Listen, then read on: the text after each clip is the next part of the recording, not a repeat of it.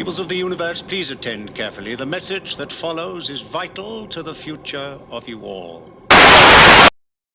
Yes, indeed. Vital to the future of you all. Always trust a man on a radio telescope wearing black velvet with a goatee. That's just one of my rules in life, okay? One of my rules in life. It hasn't steered me wrong. Well, I've never actually been in that situation, but if that ever happens, I'll let you know how it goes. I think it'll be pretty good. How are you all tonight? I am fan-freaking-tastic, okay? And that is no exaggeration or lie whatsoever. I am the best I've been my entire adult life, right? I am best I've been for 40 plus years. My life has fundamentally changed, right? And I'm not exaggerating, right? I'm going to be telling you the story of that first up. That's the first thing. But we have a packed show for you tonight, right? Packed show for you tonight.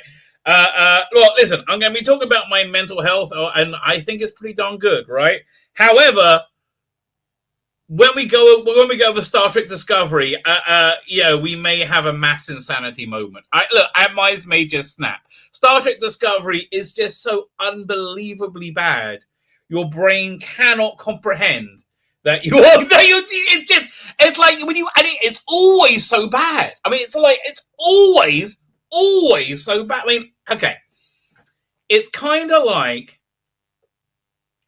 the chickiest of chick shows, like This Is Us with the chickiness turns up by a lot, right? A lot. In space. Very badly done. Okay? Very badly done. It's not thought through in any way, shape, or form. And they just do the most insanely stupid things. It's beyond. It's just beyond. Anyway, so we're going to relive that tonight. Heaven help us. So I know we get through. If we get through that and we still have a mental health, we're in good shape. We're going to be talking about Matt Stevens. Matt Stevens, of course, the erstwhile producer of Doctor Who. Matt Stevens says the darndest things. Yes, and we will be going over them with a fine-tooth comb.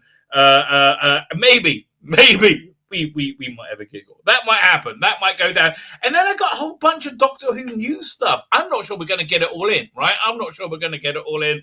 And, I'm not going to tell the very rude joke that just occurred to me. Anyway, how is everybody tonight? Tonight for me, good morning, afternoon, wherever you are in the world.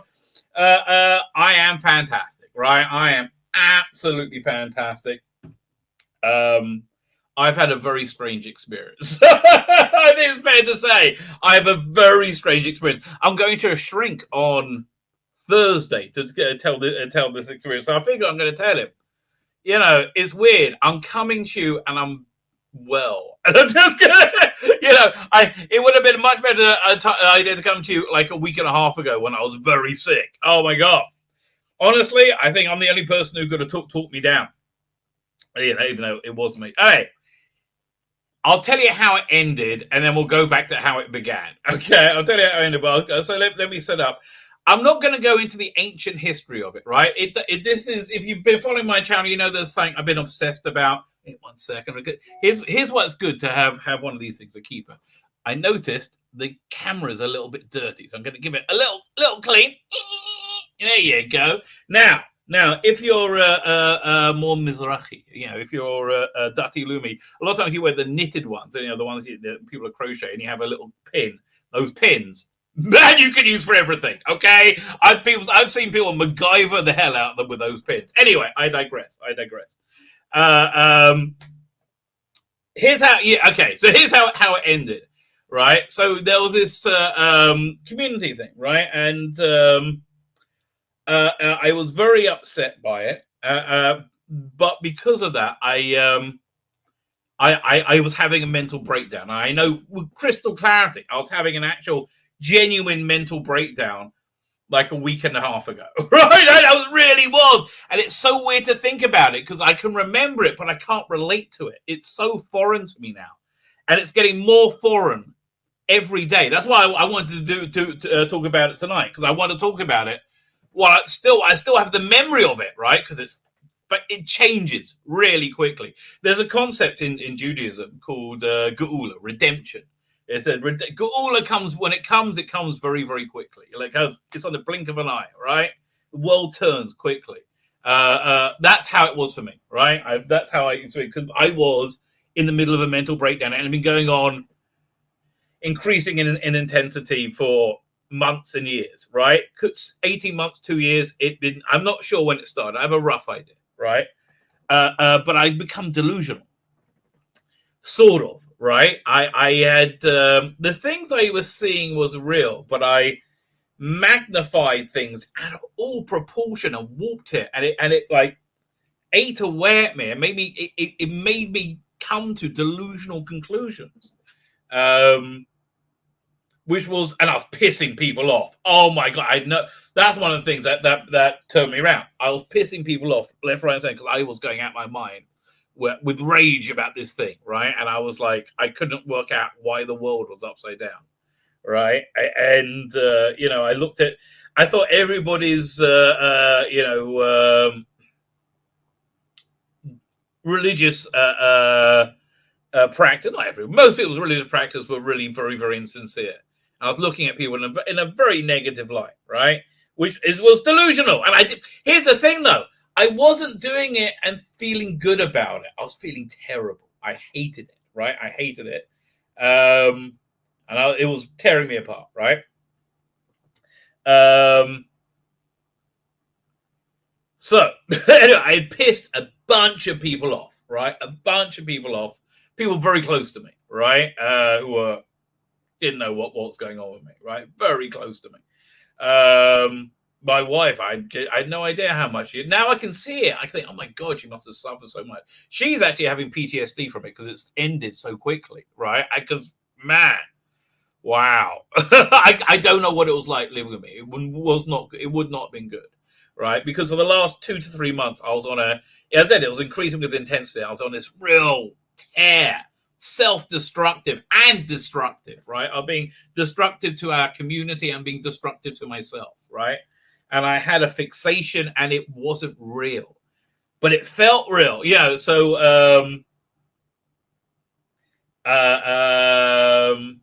so then I found out that I was pissing people off, and I thought I was being quiet and nobody knew what I really did, because I was bonkers.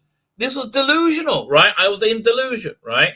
And that scared me, right? That did scare me. So, but the thing is, I could only look at things the way I was looking at it, right? I could only see it that way, right? And I couldn't understand anybody else who didn't see it that way, because I was bonkers, right? I was out my bloody mind. I literally. So then I was, I would say, in deep turmoil, right? That's how I was in deep turmoil one night. It was a Sunday night, right? I was just like, what can I don't understand. Like, I don't understand. And then I remembered this line. Well, firstly, I was in my turmoil was immensely increased, right? Immensely increased, because I found out how much I'd upset somebody who I love, right? And I did not know. It's like I didn't know I loved. Listen, I'm so much more open with my feelings now. So, like, honestly, it's incredible. It's absolutely incredible. So anyway, so that was really that turned the volume up for me. That, and the realization I was acting in a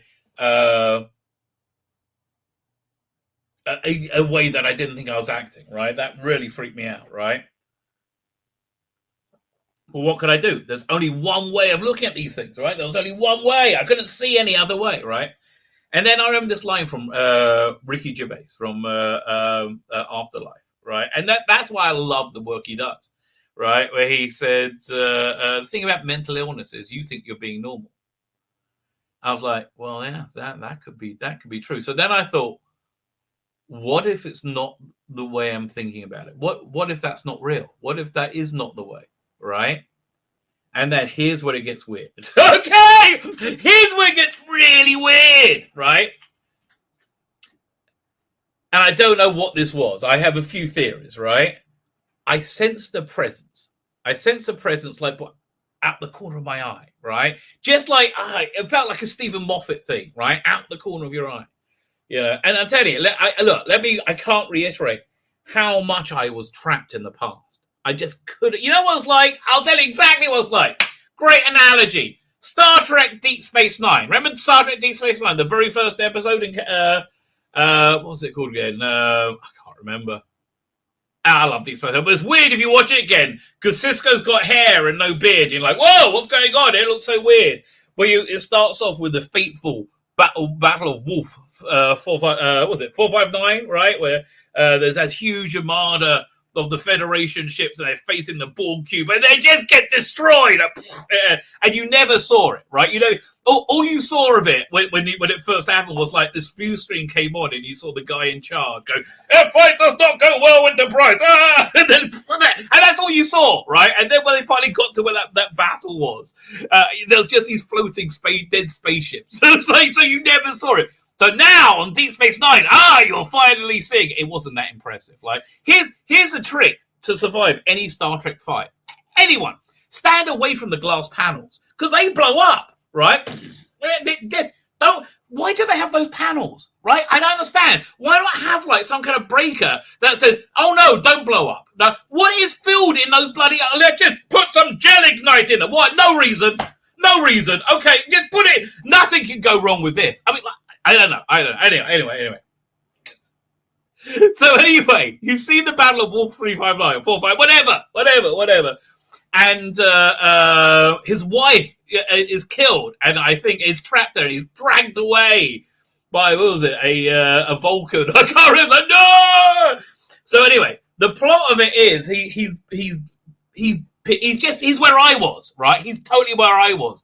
He was in a mental breakdown, right? He was having this mental breakdown because I've had this mental disease, which we're about to talk about.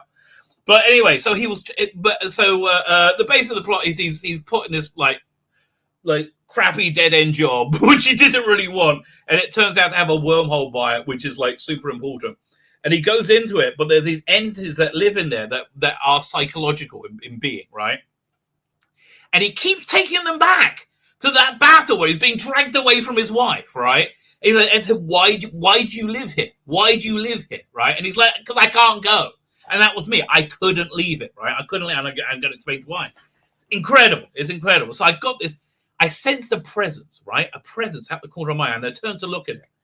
So I don't know what this is. It could be my brain trying to conceptualize a long-term embedded thought pattern, like redundant thought pattern, right? It could be that. It could be something very scientific. It could be mental disease, like my brain is doing that. That's what mental disease. It could be what we call Judaism shading, a demon inhabiting me, right? I'm going to talk about it as if it was a different entity, because that's how I experienced it, right? And I did. And you know what it's like again? I'll give you another great example. That show Legion. You ever seen Legion? The guy's got this like thing living inside his psyche, the king in yellow. It's really freaky. Really freaky, because that was my life, mate. Let me tell you. I didn't realize I was looking in a bloody mirror. Anyway, great show. Really weird. Loved it. Anyway, so I got this. I feel this thing out the corner of my eye. So I look at it, and I sense for a microsecond, for a nanosecond, like this shadow, right?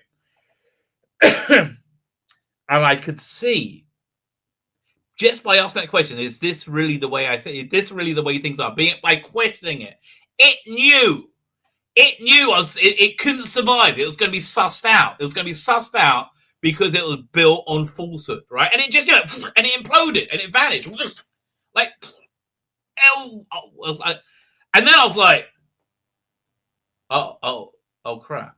I realized how crazy it was, and I didn't even tell anybody for the first day, right? Until this friend of mine, who essentially saved my life. I was less than 6 months from suicide. I mean, that's how destructive I was, right? But then I know where it came from, right? I know where it came from. This is the weirdest thing. I've always remembered this, but I don't know why I've always remembered this, but now I know why, right? So when I was young, it must have been around 78 or 79. I guess 78, 79. Ben-Hur was on TV one Sunday, right? One Sunday night. It's a big deal. They built it up, and I remember hearing it that George Lucas liked Ben-Hur. Right? So I'm like, I got to see it. It's got that chariot race. I got to see it. So I got up that morning. I was excited. I did my normal routine. I washed. I got dressed. I was a kid, like 7. I was young. 8. I can't remember how young I was. Right? So then my mum was pissed with me. Right? And I said, well, why? He said, because you didn't get washed. I'm like, well, yeah, I did. She said, no, I felt your soap. Now, that was back in the time when we had this kids show called Rhubarb and Custard about a giant green dog. Who did the voice on it? Not Bird Cribbins. It was, Ever Decreasing Circles, Richard Briers. Okay. The Good Life. Yeah, Richard Briers. Paradise Towers. Richard Briers does the voice. So I had a rhubarb a soap, right? A big, tall, green doggy soap. And I didn't use it that day. I used, I don't know, the Old Spice or whatever it was the 70s. I can't remember what it was. Angel Lick. I don't remember. I don't know. Ivory. Whatever. I used a different one. And my mother didn't believe me, right? And so I wasn't allowed to stay up to see the movie. And it just I was like, the injustice of it all, right? It's so trivial. It's so insanely trivial. But I'm looking at it from my, emotionally from my 7-year-old self. It was huge. It was it was like Pol Pot's regime. It was the hugest thing in the entire universe. And that stayed with me. That was this thing embedded on me, right? That was, I couldn't stand any injustice, particularly to me. Oh boy, I couldn't stand it. That's why I was always got so mad at stuff, right? I've always gone to fights all my life, and I don't understand why. Because my wife said, you like fighting. I'm like, I really don't. I really genuinely don't. But I always have done. I don't know why, because I can't stand it, because I felt injustice, right? And it wasn't that I was reacting to. It was that teeny tiny child's rage, right? That was still screaming. And like any corrupted thought, all you have to do is talk to it, because it's not real, right? We act on things we don't believe in. It was, I said, look, your mum made a mistake, or she was embarrassed, or she got caught, or she made it was wrong. And it doesn't matter. Your mum was wonderful, right? Your mum was a great mum. Yeah. And I said, yeah, you're right. And it's gone. It's just but this thing that has been on my back my entire freaking life is gone. Everything is different. Everything is freaking different. The world is just rose-colored to me now. It's crazy. It's absolutely, I could never accept, anybody loved me. I mean, I knew my wife loved me, my kids loved me. Anybody who didn't need to, right? I could never accept it because of that thing, that injustice, that constant rage. Oh.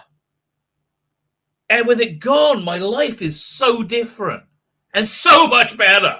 Oh my God, so much better. I've had a good week. I guess that's what I'm trying to tell you. I've had a pretty darn good week, and I'm hoping it's going to get better and better. I'm so much more at ease with my emotions, right? And being able to talk about it. Man, it's incredible. So I wanted to tell the story. A, so I don't forget it. B, a lot of you, I've been talking about it on my streams and stuff, because dude, it's a little bit on my mind, which is what, I feel any successful channel needs to be. Like, share, subscribe, by the way, for my stories of mental woes, or successes, as it may be. So, join my Substack. Oh, by the way, I got something also on my Substack this week. I'll show you in a second. That I just put out today. So anyway, yeah, again, I was always defensive. I'm not anymore. It's crazy, right? And what can I tell you? It's an inner peace I never believe existed. I bless all of you. You should all have it, and it's a constant, right? It's a constant, right? So a lot of you ask me how I'm doing. Wonderful. So freaking wonderful. I cannot tell you how wonderful I'm doing. I'm really good. But and it's so nice for you to all ask how I'm doing, right? I'm really touched by it. Yeah, let me let's have a look at what else we're doing tonight. And I'll get to the chat. I'll say hello to everybody. Here we go. Doink. What we got? We got a bunch of stuff. If in doubt, you always go for some bobbleheads. But okay, if you sign up to my Substack, I put on a PDF of the out of print Blood Heat by Jim Mortimer. Freaking awesome new adventure. Okay, so this is on an alternate Earth where the Silurians won, and like a raggedy brigadier is leading a rear guard action of like diminished forces, and who is bitter and got insane. And you see how the world's been changed. It's really good. It's really good. So anyway, that's on my Substack. Out of print, ladies and gentlemen. That's I think out of print stuff's fair game. Fair game.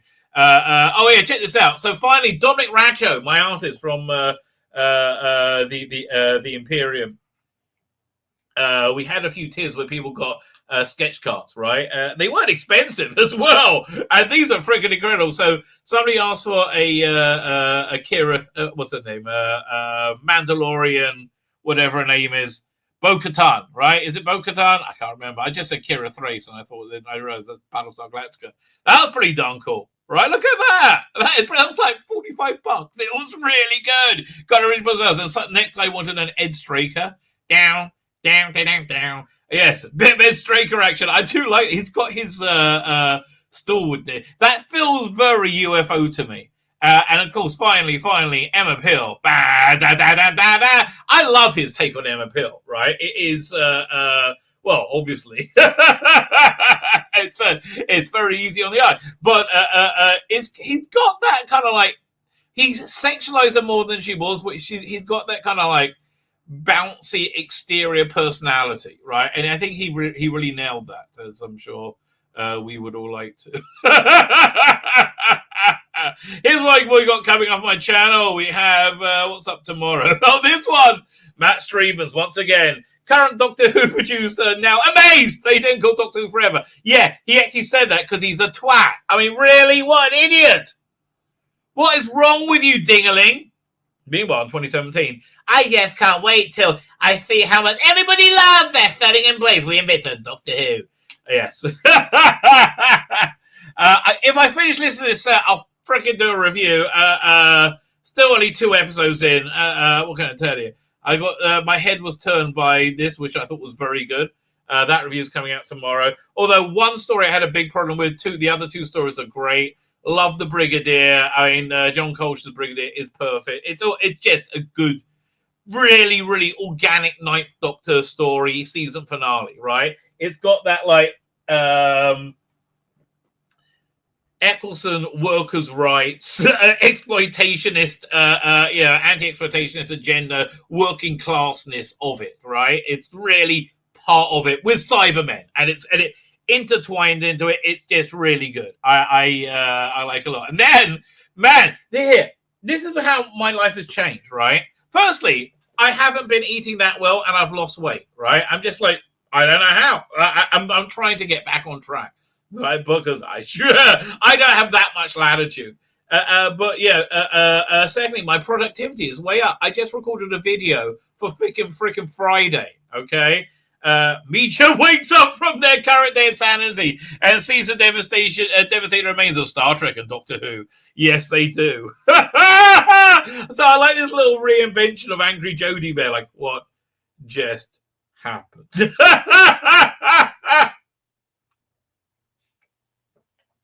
Okay. But what can I say? Makes me laugh. Makes me giggle. I do like a bit of a giggle. Which is why we got this thumbnail. Icky thumb. All the Doctor Who fans are calling me a clueless coward in space. What does that mean? Me too. They call me that too. It means we're the bestest ever. Yeah, I thought so. So we're gonna have we're gonna hear the That Streeman's inevitable. Gallifrey. Gallifrey seems like a weird convention now, right? Gallifrey seems to be like we do dislike the unlike, right? It seems like a genuine, real, visceral dislike of the unlike, right?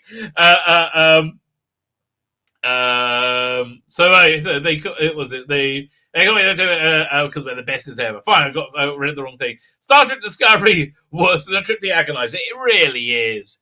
It really is. Plus all the geek news fit to take the piss out of, and there was a lot. Let's have a look at the chat. Under half hour in, I think I'm doing good. PD Rich is here. Evening, Jack. Evening, PD Rich. Lonnie. This is how good I'm doing, okay? I cleaned out my inbox. I'm actually up to looking at your email, okay? So I'm pretty darn impressed with that, okay? I'm pretty darn impressed with that. I think I'm starting a sister channel for Antarctic Press. They're like, hey, you do that? Antarctic Press are awesome. I love Antarctic Press. I love what they do, right? Last Thursday, I stand corrected from last Thursday, Rabbi did a show worse than what you could have linked to. I'm afraid I arrived 15 minutes late and missed the opening of the stream. I had no idea what happens. Yeah, it kind of put me off my stomach. I have no idea what happened. Okay, I'm terribly sorry. What was I talking about? The Sun Rangers is here. Dan M is here. Eastern Bookham is here. It's so good to see all of you. Thank you for joining us. We got Sign Nix is here. Mr. Jekyll and Mr. Hyde. Who all together? Kev, Doctor Who fan. Oh, fine. We'll just go straight to that. Kev has done more of these things. I'm not going to show the whole thing because it's too long, but it's so cool. Okay, I freaking love this thing. Where is this? Look, generally speaking, I love fan creativity. I think fan creativity is awesome, right? I love that. I love fan creativity when it's bloody good, which this is. So let me just share this with you. Here, I'm putting it in the chat as well, the link. And then please go and sub and do everything for him because he's awesome, right? Freaking awesome. There we go. Share screen. Sharing screen. There you go. So I'm just going to skip through this because it's like 7 minutes long. However, it's really, really cool. Prologue to the Legend of Fang Rock sample and title sequence. We'll see the title sequence. But it takes a little bit of time to get going. Oh, this is nice, though, I have to tell you. Yeah, that's a nice render. I got this good tutorial how to do that in what's it called again? After Effects, I think, maybe. Legend of Fang Rock. All right, I'm skipping forward. We'll get a bit of Ruton action,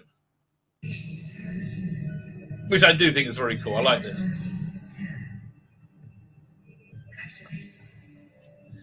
Like he's scanning life forms and stuff. I think this is all very, very cool. And I like how it's all done nicely in a in like a CGI environment, but it's organic if it works.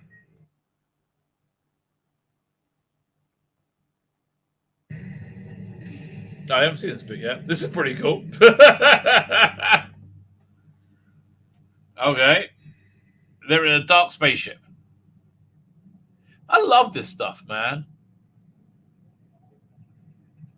Okay, I have to tell you, that is as good as a representation of Ruton as I've ever seen. I mean, it's juddering a bit because I think because of my internet. There we go.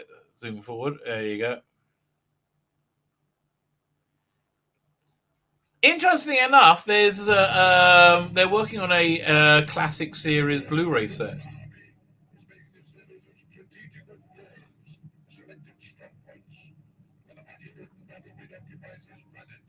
I like the Ruton voice as well. You had the thing just right. The Dalek making thing.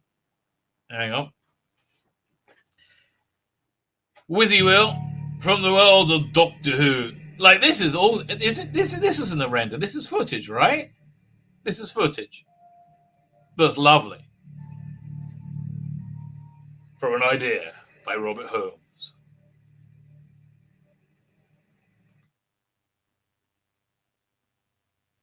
But again, it suggests a really clever use of CGI and footage, right? It just really comes together beautifully.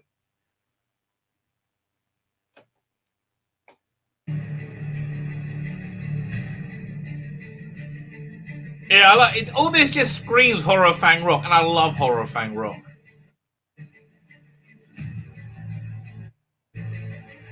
Anyway, strong recommend. Everybody go and sub and whatever. All those good things, okay? All those things everybody should do. There we go. Doink. And we're back. There you go. Fingers crossed it's only dandruff. I don't know what that was. Okay. Mental breakdowns can cause your skull to inhale your hair. Really?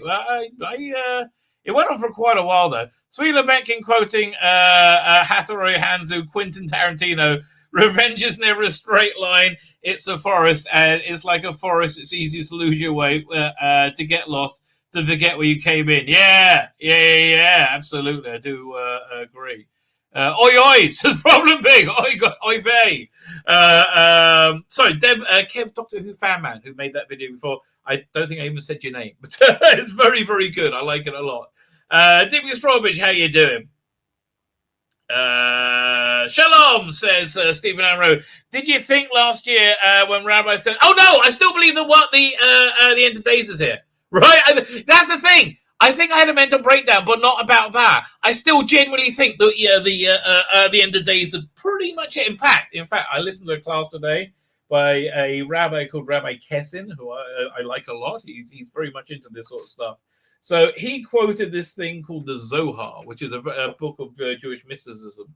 And he was saying that for some reason the Arabs must gain control of the land of Israel. I think in the time before just before the Messiah, right? So he said, well, maybe we have like this Arab party who has 4 seats, and they control the government, and they have done for about the last 7.5 months, right? They hold the balance of power, and the timeline is for if that's 9 months, that's going to be up in about a month or so, right? So let's see what happens. So listen. So Ukraine has been invaded by Russia. Go figure, right? Ukraine came and welcome was it? I don't know what it's called, Donetsk or whatever, and wherever else, with a lot of tanks. So I think they're really, really, really up for there being a war. They all want to make some money from a bit of war. I think they're stupid enough that it will spark a tinder that will engulf the world. But then I think, we will have Happy Days will be here again. I really think by this time next year, Happy Days are really going to be here again. Will that mean there'll be a remake of Happy Days? Well, I hope not. I hope we look forward to the future. Okay, did you think what Rabbi said last year there will be a war in the end of days in 2021, that he'd be hitting wine? Guess it's going to last up. No, I think we're all going to be okay. It's like, honestly, here's the thing. I think being an arsehole is probably the thing you shouldn't be doing. I think being a good person is essentially what God... Okay, if my conception of God is real, this is what God wants. God wants to have a relationship with you, right? God wants to have a loving relationship with you. There are rules God wants you to follow. It's called morality. But essentially, God always wants to have a relationship with you. And I think God loves you. That's the cornerstone of my belief system, that God loves us, right? Otherwise, nothing else makes sense. There's no reason to create reality. It goes into a bit of a rabbit hole, but there's no reason to create reality if it's not altruistic. Anyway, it's a lot of trouble to go to.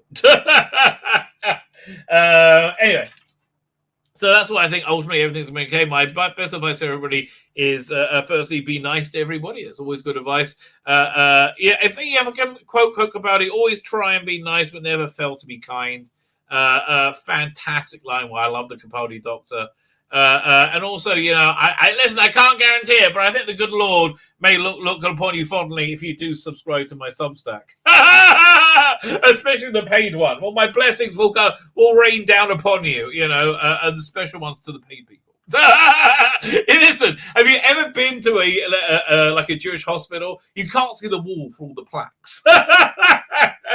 We just had this new locker put into into the synagogue for people to put their prayer shawl, these things called phylacteries in, keep them in. So, and I said, "That's so new.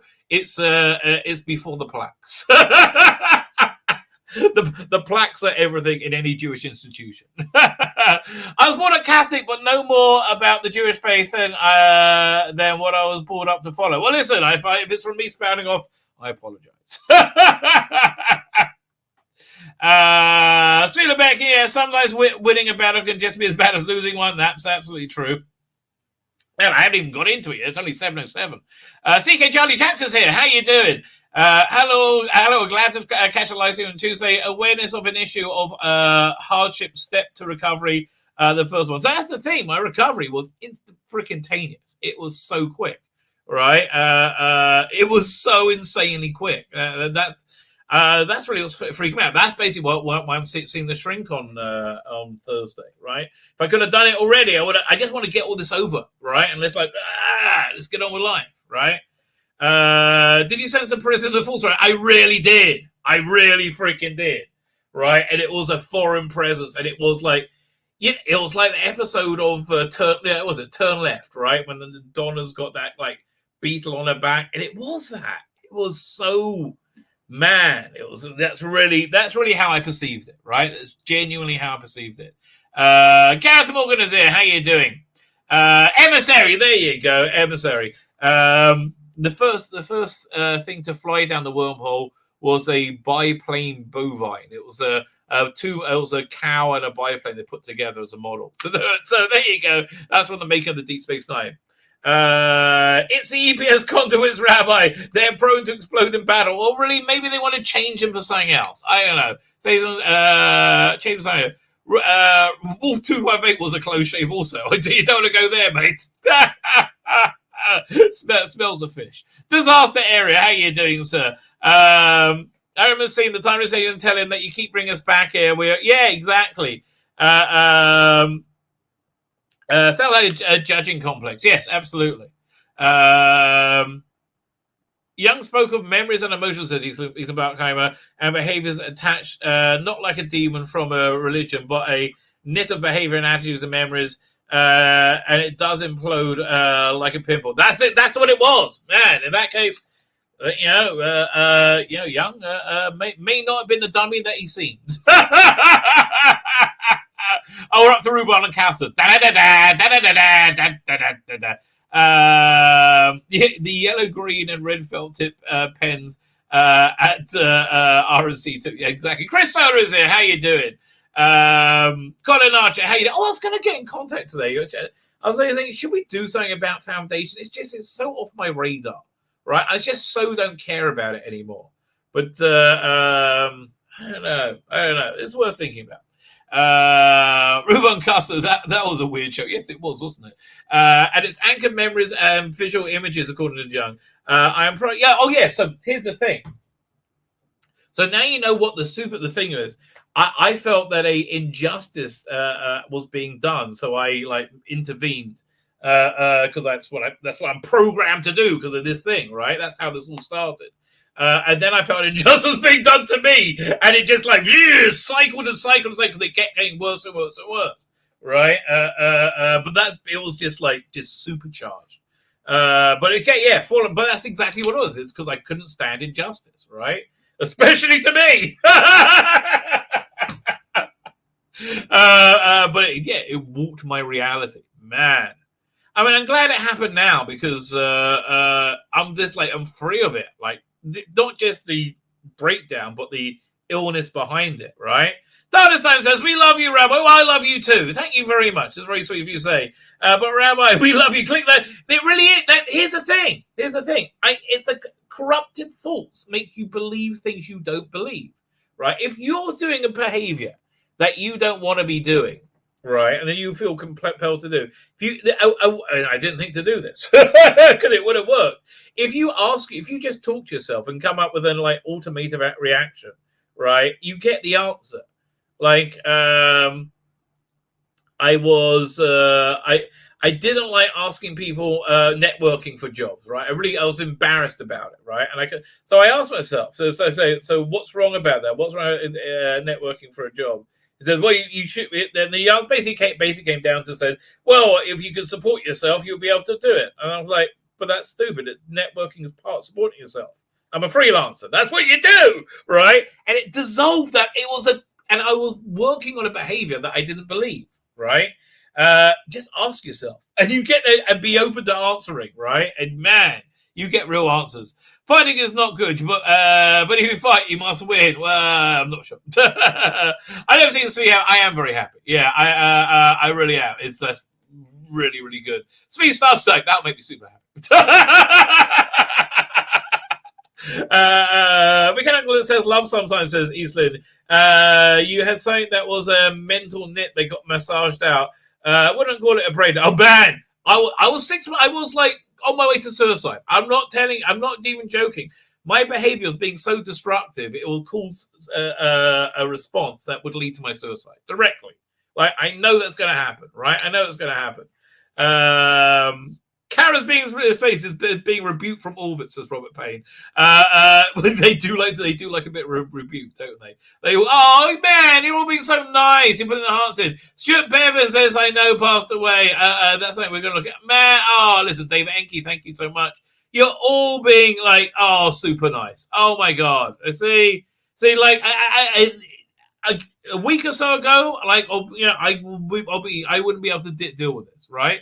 Trying to polish a turd. Well, says Silex, one does their best. G-Look Harry says, hey, Bezzy, how you doing? How is everybody? Thank you so much. The Xbox release was so painful, I couldn't get through the single story. I like the first one. I got to do a review, right? I paid for it, okay? I got to bloody review it. I got to justify the expense of it. Although I do like, what's it called again? I said, I like 2 releases this month. A big finish, so I'm doing quite good, right? I'm hoping they're turning this ship around. I really am. Only happy tapeworms are kosher. What's the tapeworm? I lost weight. Yeah, you know what it is, man. I could feel it's a releasing of what we call in Judaism muzzle, right? It was a changing of my muzzle, right? I had something clamped down, and whoa. Everything's better. Everything better. Mark the Vicar is here.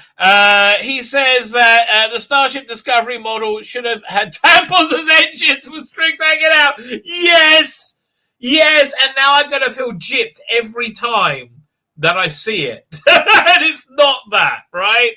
I'm going to have a weird need. I know you sent me an email. No, I sent an email. Yeah, remember you sent me samples. I'm going to look at it and then to say I just haven't had the headspace, but I'm actually up there now, right? That was Lonnie. Mark the Bigger said that, and yes, I do agree. Fine, we're up to Ferris's Poggers. I don't know what that means, but okay. I don't know what Poggers means, right? Is that good? Talk to Man's channel, YouTube down there, put in by Lonnie. No wazzers. I don't know what that means again. Oscar says the good edit. Someone re-edited what was 5 Doctor that would have been if Delgado and William Hart. Oh, okay. I got to check that out. That sounds good. Footage, right. Footage. The dark ring modulator. There you go. But yeah, you got the ring modulation. Freaking perfect for a Ruton, right? It was exactly right, man. If I didn't. I got too much to watch, right? Here's my problem, right? Okay, let me just tell you something. This is what we need to talk about. Here's my problem. I'm watching season 17, and it's so obvious that Lala Ward is so insanely sexually into Tom Baker, right? So horny for Tom Baker. And it's like I'm not imagining it, right? I'm not like she's literally has a tongue hanging out in every scene, right? So then I was watching the making of Destiny of the Daleks, And like, I can't remember if it was the lighting technician or whoever it was said, oh yeah, my mum watched it and said, oh look, they're sleeping with each other. So I mean, it's so obvious. So I was like, it's like, so then I started watching City of Death. And look, Lana Ward has clearly got a daddy fixation going on. And she's dressed as a schoolgirl. And she's so like horny for Tom Baker. It's like, I couldn't stop laughing. It made me giggle too much, right? It just made me giggle too much. So that's where I am, but I wouldn't mind seeing Horror Fang Rock again, okay? That would be nice. Also, I guess when they bring that on Blu-ray. One of the early candy I left with Jerks Returns of Fang Rock. Yeah, I do recall. I actually quite like... what's it called again? Was it Keatu left with Stewart? That was before the era of woke, and I didn't mind doing woke things then because that was kind of interesting. In it. Israel, so apartheid, they allowed control over its government to the very people Amnesty claims that are oppressed. I guess so. Whatever anyone says, mate. Gotta love number 12. I guess so. Okay, whizzing through there. Derek McManus is here. How you doing, sir? Noise says, oh, tell you, and he knows what he's talking about. Problem being, you do know what you're talking about there, sir. Are we caught up? I think money and the rabbi works the same way as arseholes, and the rabbi only goes in one direction. One in and one pair. You decide which is which. Yeah, the money. I'm like you can pour it on me. Adult schoolgirls are wrong in a good way. Centurions. Oh yes, they are. Listen. I'm not going to disagree with you there. Oh my God. Yeah, I'm only flesh and blood. What can I tell you? Yeah, no, I am a bit of a fan of Centurions. That is, you certainly have nailed my. Oh, I remember I got in trouble with Schoolgirl Victoria. That made them crazy. Oh man, they did. They just kind of vanished, didn't they? TV Story says you would just imagine there were an item in your head canon. That makes sure. Okay, so I think we've all had way too much frivolity. I think it's time for a much harder time of the day. I think it's time. Is there anything else we've got to do before this? No, I think the time is here. I think the time has come. Here, where is it? Let me just pull up the notes. All drafts. Star Trek. You know what's happening. You know what's happening. It's nearly Kurtzman time, right? Let me just get my notes a bit bigger. Oh, she made it bigger. A bit too big. Yeah. Us Hebrews like to complain. Okay, where are we going? Let's share screen.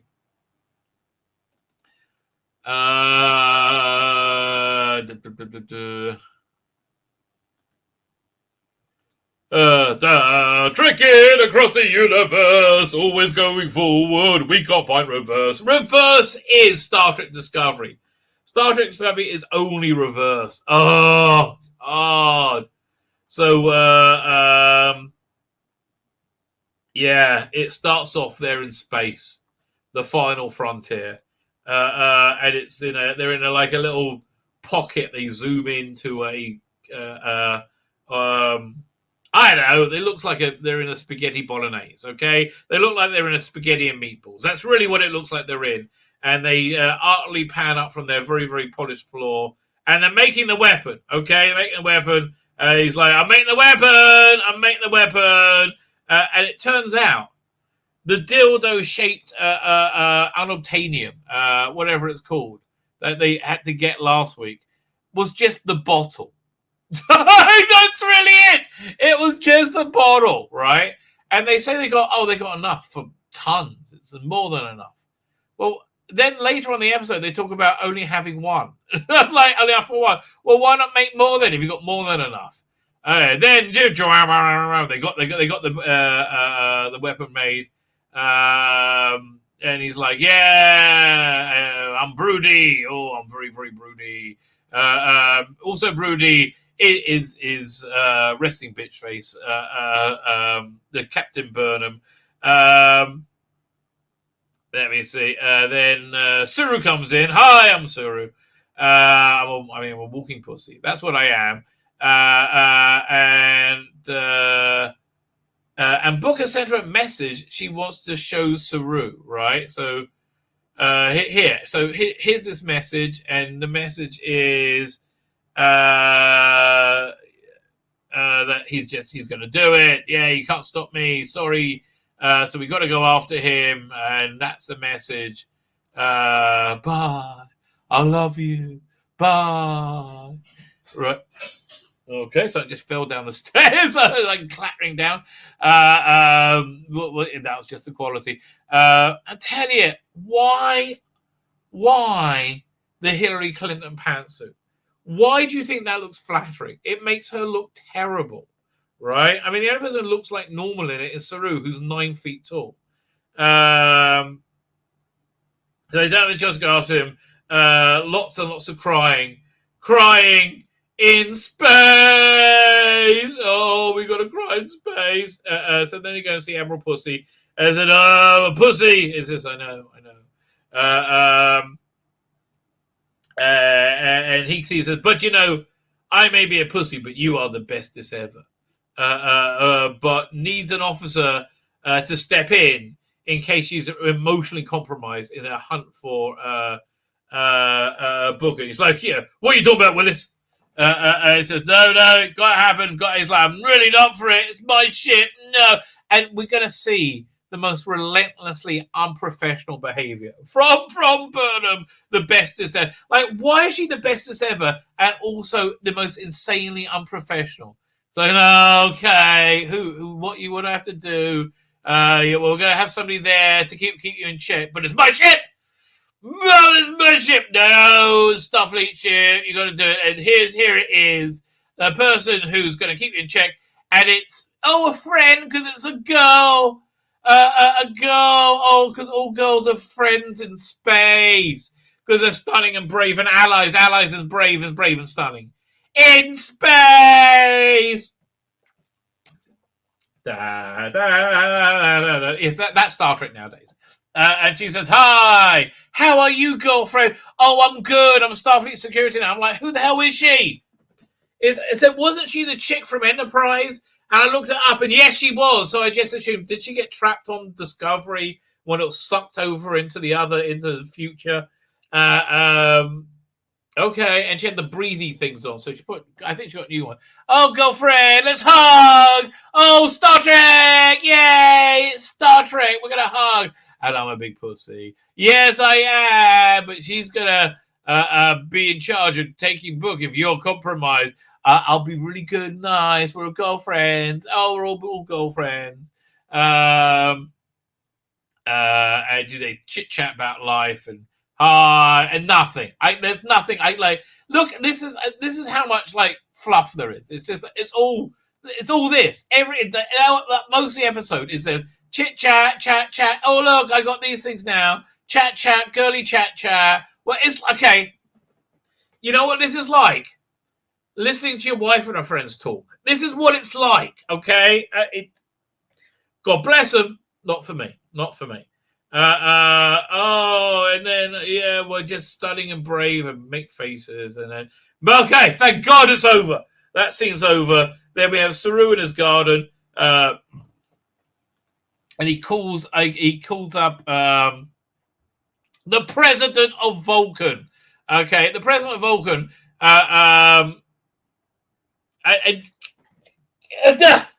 It's only bad if you have any knowledge and understanding of Star Trek, or you like Star Trek, okay, or you've ever known anybody who likes Star Trek. It's only bad in those situations, right? It's only bad in those situations.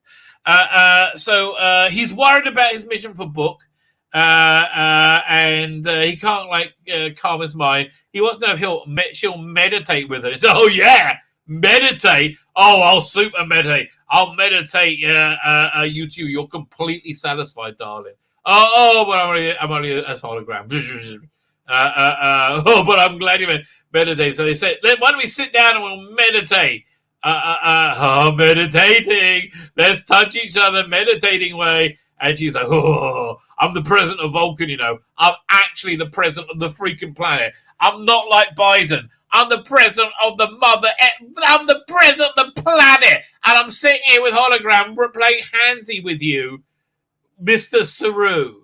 Oh, so he's like, I can't focus. No. But he's like, he's worried about Sokol. He's worried about, the thing destroying the universe. He can't calm him. But he doesn't know what to do with feelings like that. What do feelings like that matter in time like this? And the president of Vulcan, the emotionless president of Vulcan, the president of Vulcan, not just a loser from Vulcan, the president of Vulcan says, oh, feelings always matter. What the... What? I mean, literally, I can hear T'Pol climbing out of a grave and then hanging herself. What? Amanda just came back from the dead and said, nigger, please. Really? Oh, God, I hope nobody cuts that. I'm going to end up like Joe Rogan. Because I quoted a black person, so now I'm going to end up like Joe Rogan. Anyway, I digress. Where am I?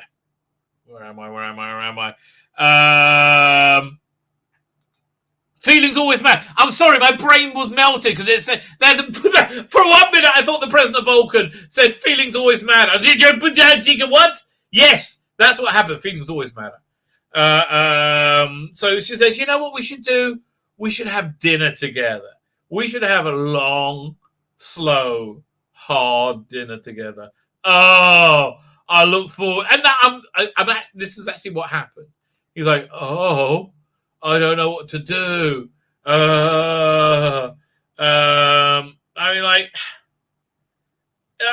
This is full on porn. It's a time of the 7 years, is it? I don't understand. Dr. Alex is here. How you doing? I don't understand. On the bridge, the Muppet Babies talk about their mission. They're so Muppet Babies, aren't they? They're just the Muppet Babies. It's the perfect name. Hello. I'm an inoffensive, cuddly male who's non-white, and I'm a stunning and brave girl. I didn't like the makeup, so they just made me be a girl now with nice hair. And he's like, so they're on they say some people agree with Booker, and he's like, oh no, I think he's got a point. They're federating too slowly. So we got to do a mission, whether we like it or not. And they said, then this same guy said, oh hey, yeah. I mean, in complete formality, look who's back. Oh, because I'm really just a girl, even though I'm kind of, I don't know. Oh, and they're like, oh, yeah, our old friend. Oh, we love this person. Yeah, because you're a girl and I'm a girl. And we're both in space. Well, I'm sort of a girl too. Yes, you are. Do you like my pantsuit? Yes, I do. It's stunning and brave. Oh, I'm stunning and brave, and I admire you so much. And she said, I'm just here to observe. No, nothing to worry about. And then Boone says, no, I'm too stunning and brave to lie to my crew. Crew, you should know that she's here to take over if things get a bit crazy, right? That's what's happened. And they all look at, okay, if I can't go through a mission, but it's all okay. Yay. And they're all smiles. So then she gives one of her patented really bad speeches, and they set coordinates, and they're going to be the bestest ever. Yes, I am bestest ever. I'm the bestest ever. You're the bestest ever. Black alert. And they warp off, and they go to where Book is, right? You have the bad titles, and then they go over the plan for the audience listening. So, hi, I got a lens flare in the background, JJ. Yeah, I know. So here's the plan. We can't beam in, right? So we're going to send a shuttle in, and then I'm going to sit here frowny in my pantsuit, because that's what I'm doing, frowny acting. And he said, we're sending other people, It's going to be Saru, and of course Dr. Gay. They need Dr. Gay to de-escalate the situation because he, having never practiced psychology before or psychiatry or having any grounding in any of these sciences whatsoever, is now the ultimate psychiatrist who can de-escalate any situation just by being gay. Unless he's upset by the pressure on him by being the bestest ever, which has happened a bit. Listen, mate, clearly if he was a girl, he wouldn't be upset. So so that's why. Oh man, and now Dr. Gay has made my my app freeze, and I won't let me go to the next slide. Oh, we're stuck with Dr. Gay being gay. Oh, come on, man! I'm gonna have to don't make me have to reopen this. Okay, it says, do I quit or ignore? We're going to ignore. We're going to try ignore and see how much longer it goes. Because, yeah, it switched. There you go. So they're going to go over. She's not commanding it. It's going to be Saru and Dr. Gay. I'm there to tell people down because I'm gay. And yes, he is. He's very gay. I can suck dick. I know you can. And that's probably what, everybody likes that. Well, not everybody. You've got a bit of stubble.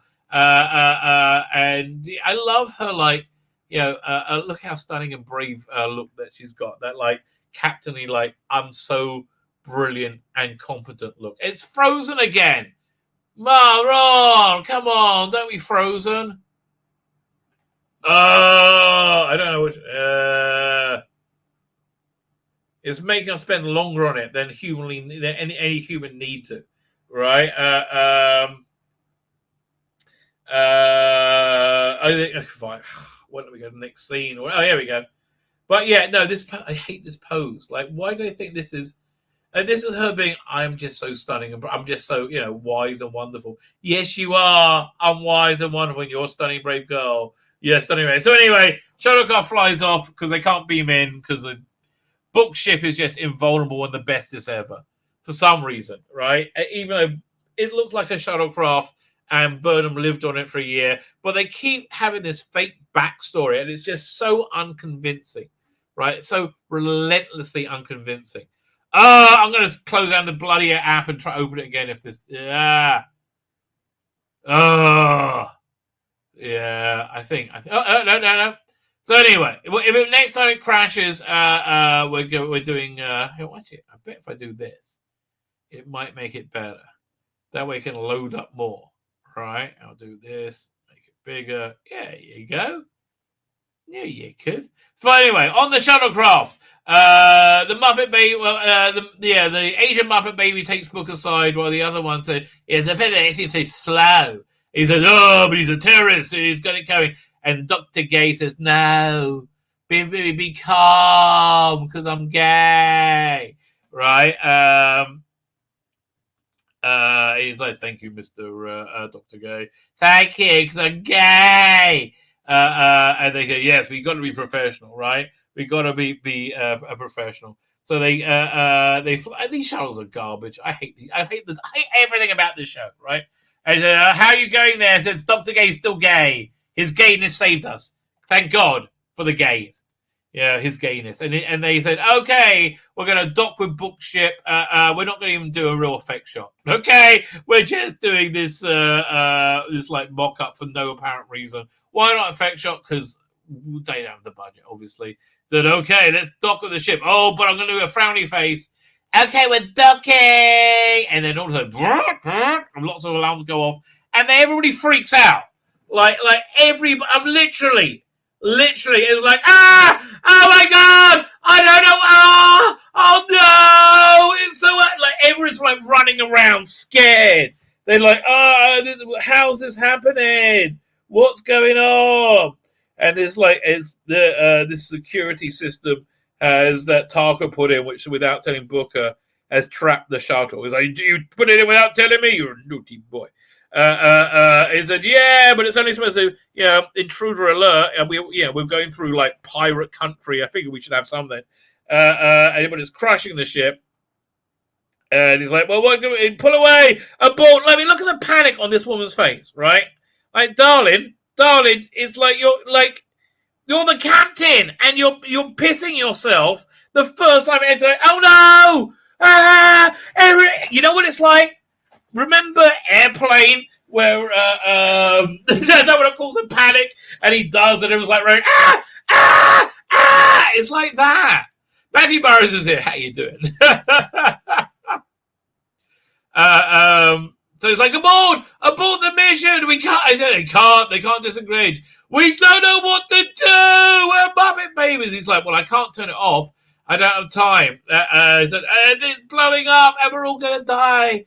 And start eating through the shuttle. And the shuttle's cracking. And so they're like, she's like, I don't get out of there. Help! I don't know what to do. And this is really what's going on. Okay, they can't turn it off, and so Booker's like, So Booker's like, fire an EMP at it to disable it. An EMP, like, won't that like take everybody out? Oh no! I mean, just look, like it's hardly, this is hardly Shatner, cool and collected, as they, I mean, oh go Booker die! This is so not so. I mean, oh no! This is Saru. It's ridiculous, right? But eventually they get away with the help of Booker, and they manage to beam right back onto the bridge, because that's what they do. And she's like, "Oh my god! Oh my god! Oh my god! It's the worst! Oh, they're alive! Thank God! This is the captain, not just the captain, the bestest captain ever." Right, literally the best as ever. He's like, oh, happy days. There is alive. Lord be praised. And they're like, oh, well, that didn't work out well. And they're like, well, we should. And then they jump away, I think. And he goes, blip, blip. I don't know why he's there.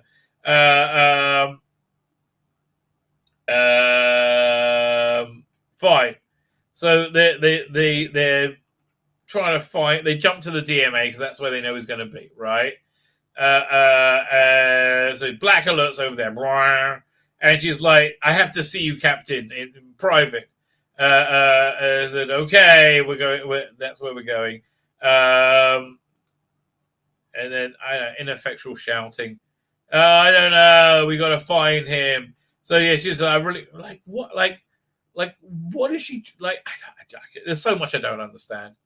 So yeah, they go see in the ready room and says, "Listen, I wasn't supposed to tell you this, right?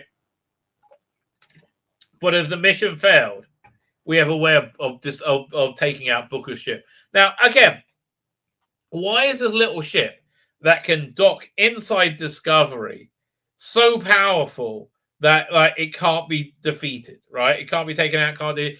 It's like, why don't they just like shoot a lot at it, right? I mean, like, I don't understand. Like, I don't like. What's the big deal about blowing it up? It says, but we have a way of blowing it up. We fire it here and go boom, and it blows up because it's got the spore drive in it. So no, we can't do that because we need the spore drive. I'll shut up. It's not about the spore drive. You just don't want to blow them up. So, well, kind of is that. So yeah, I have to take over if I see you pussing out, basically. So this starts a fight. Burnham doesn't want to start arguing now, but Saru calms everyone down, and he says they should look for common ground. Oh, well done there. Yeah, because the people who write this are renowned for finding common ground. No, right now, they're freezing the bank accounts and arresting people who gave a freezing man a cup of tea. Right? I mean, like, yeah. There's so, I mean, in Canada, there's so much urge for common bloody ground, isn't there? I mean, it's just beyond belief. It really is beyond belief. Oh, hang on, I lost my place. Where am I? Hang on. Up to there. So anyway, yeah. So they're in the ready room. Okay, nearly there. Oh God, I got to wade through so much of this garbage. Fine, they're in the ready room, right? And she says, "Listen, I got a way of taking him out. We just shoot him there." And goes, boom. He's like, "But he'll kill everyone. He'll kill him." No. They should look for common ground, and that gives Burnham a stunning and brave idea. What's your stunning and brave idea, Burnham? It's a stunning and brave one. She calls Stamets and says, "Stamets." He says, "Yes. What's going on? I'm busy." He says, we need to scan for boromite. What's the thing that the DMA is sucking up? And they can detect what's left there, and they can work out how long it's going to be it's going to be there, right? Which is basically a safe part of space. He's like, yeah, I can work that out. I'll just do that. Okay, so fine. And so when they have new data, then they'll be able to talk Book down. I'm like, really? She's like, bitch, please. Okay, if I see him, I think I should be given the right to shoot him. Meanwhile, on Bookship, Tarka says this has been 10 years in the making for him. So wait, he was planning this before the DMA showed up. So that's just an example of the insanely bad writing this has. How was he planning for it without this DMA? I don't I don't understand. You know what I'm saying? Because it's badly written, right?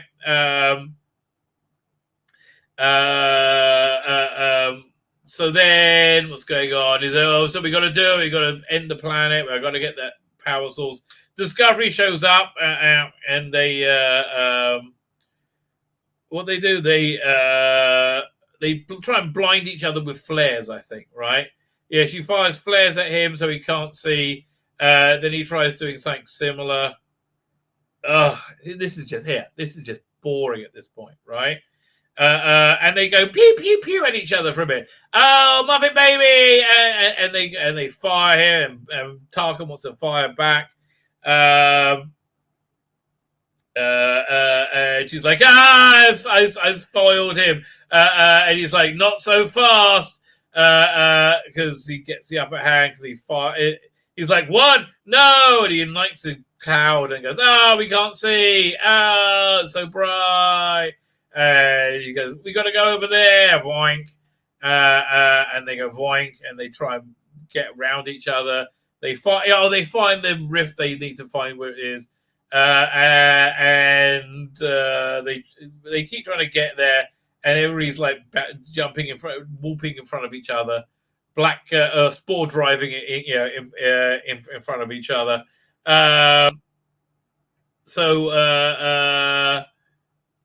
There's just time to. So they just need to. And he says, Stamets, where's the data? Is here? They don't have it yet, so they have to stall. They have to stall what's going on. And then he's like, I guess I'm working on it. Trying to get the data. And they find that rift. So we must defend the rift because that's where they're going to fire the weapon. And they go, and we got to, because otherwise Nun's going to blow them up, and that's where the controller is. They need to get to, and we must defend it, yay! Because we're stunning and brave women in space. And don't tell me this is a bloke, because it's not. It's a Muppet Baby. It's a woman. I'm a woman. He's like, he said, lock on phasers to his ship or whatever, and fire on her command. She's in charge. And she's like, okay, so now you come with me. And they go together. Now they have, no. First they're like flying around each other to stop him. But no, he jumps behind him, and they jump behind each other, and then they keep firing weapons at each other. He's just warning me off. Like they kept saying, he's warning me off, right? No, we're going to do the same thing. Let's warn him off, and they fire blue, blue, blue. They warn him. It's a much bigger ship. I don't understand, right? It says you got to fight back, and they're going to kill everything. Yeah, we got to do this, right? Otherwise, yeah, I know you don't want to, but we don't have a choice. But they try not to. They whoop in front of each other. It's again boring bloody episode called Rubicon, apparently. But Tucker's had enough, right? He goes, fire everything, blue, blue, blue, blue, blue, blue. They fire a bunch of array at Discovery. He goes, oh no, boom, boom, boom, and everyone's fine. Oh no, I'm scared. Help, no. And he's like, okay, they're firing at us. We gotta do it. He's like, no, that's not Book. That's he was taken over by Tucker. I don't care. They're shooting at us. It's time. We got to do it. She looks around her bridge crew, and Saru looks back at him, and it's a line right out of Galaxy Quest. You know, when they had what's his name, Snape, whatever his name was. Say surrender may be our only option. He's like, take him out may be our only option, right? Maybe. Oh, Lyserthis, how you doing? Take him out may be her only option. It's like, no. She looks around. Everyone looks at her. I don't know what to do. And she's like, okay, about to make the command. And all of a sudden, and she's crying, and she can't do it. And all of a sudden, Stomach says, I got the data. Yay. We don't have to blow him up. Look at me. I'm a Muppet baby. Yay. Yeah. Oh, God, I hate this show. Okay, so hail him. It doesn't answer. Well, of course not. Says, okay, so Mr. Saru, you have the con. Come with me, none. And said, okay, here's what's going to happen. I'm going to fly over there in a shuttlecraft and wave. And it says, you're so stunning and brave. No, you're so stunning and you're so brave, right? That's what. No, you're so stunning, brave. You're so stunning and brave. And that goes on for a while. And then, but don't fire. Don't have to. Oh, you're the best as ever. So she flies out, takes a shuttlecraft, flies over. And meanwhile, he hasn't moved and tried to destroy the thing for some reason. I have no idea why. And he's like, okay, we're locked on. It's so tense. And then,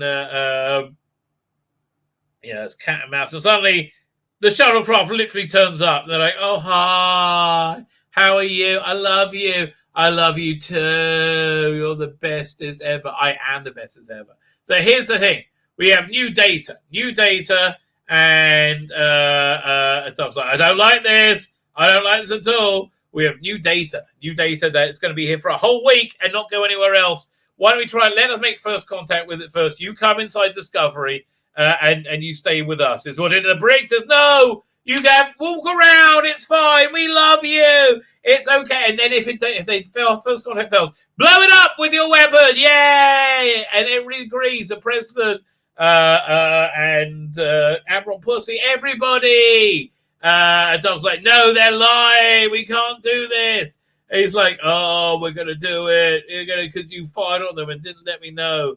And he's like, yes, it's over. End black alert. Everybody relaxes. Yeah, because Tarka has a brain in his head. He's like, this is a bad idea. And he's like, talks about game theory. And he says, you got to think clearly to make a big decision. And so he just launches the weapon.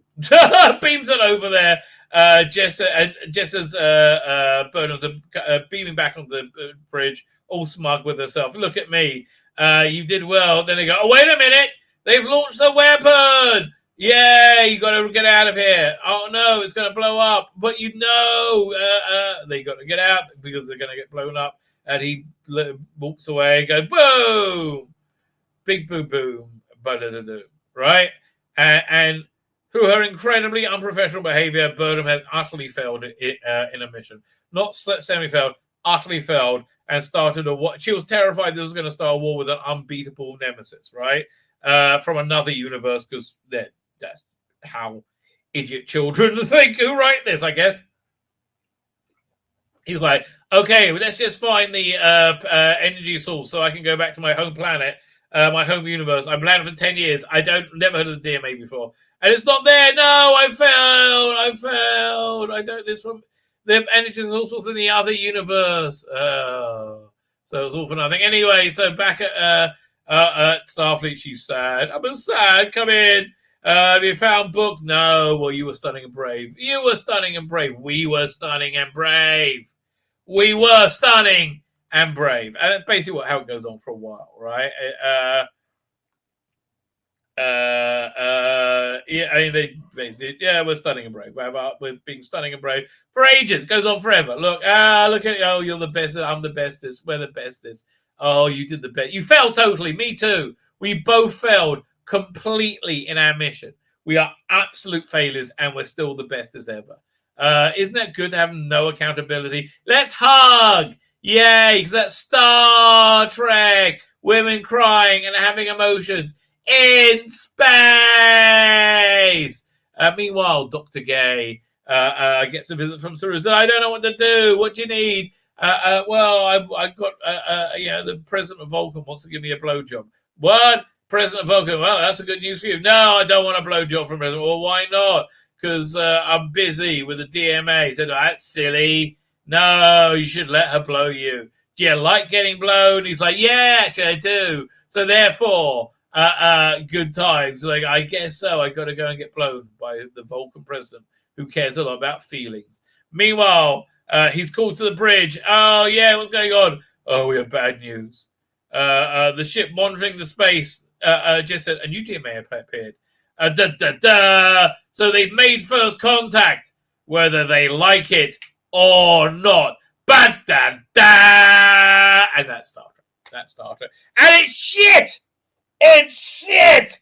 It's unending, awful shit. Oh, man. If I did not have a mental breakdown for 2 years, I would have done had I just stopped from this thing. It is awful. Awful. Oh, so awful. So insanely awful, right? So insanely awful. Oh, thank God that's over. I don't have to think about it again. Thank God that's over. Oh, that does my head in. That does my head in. Okay, we need something to lighten the load at this point. Okay, we need something to lighten the load. This is awesome. Okay, this is awesome.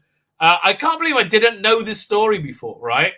It made me like David Tennant more, which I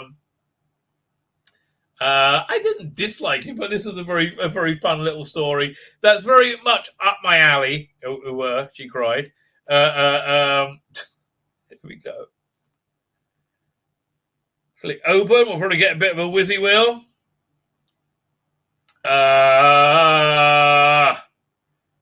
Oh, that's so bad. It's so unbelievably bad.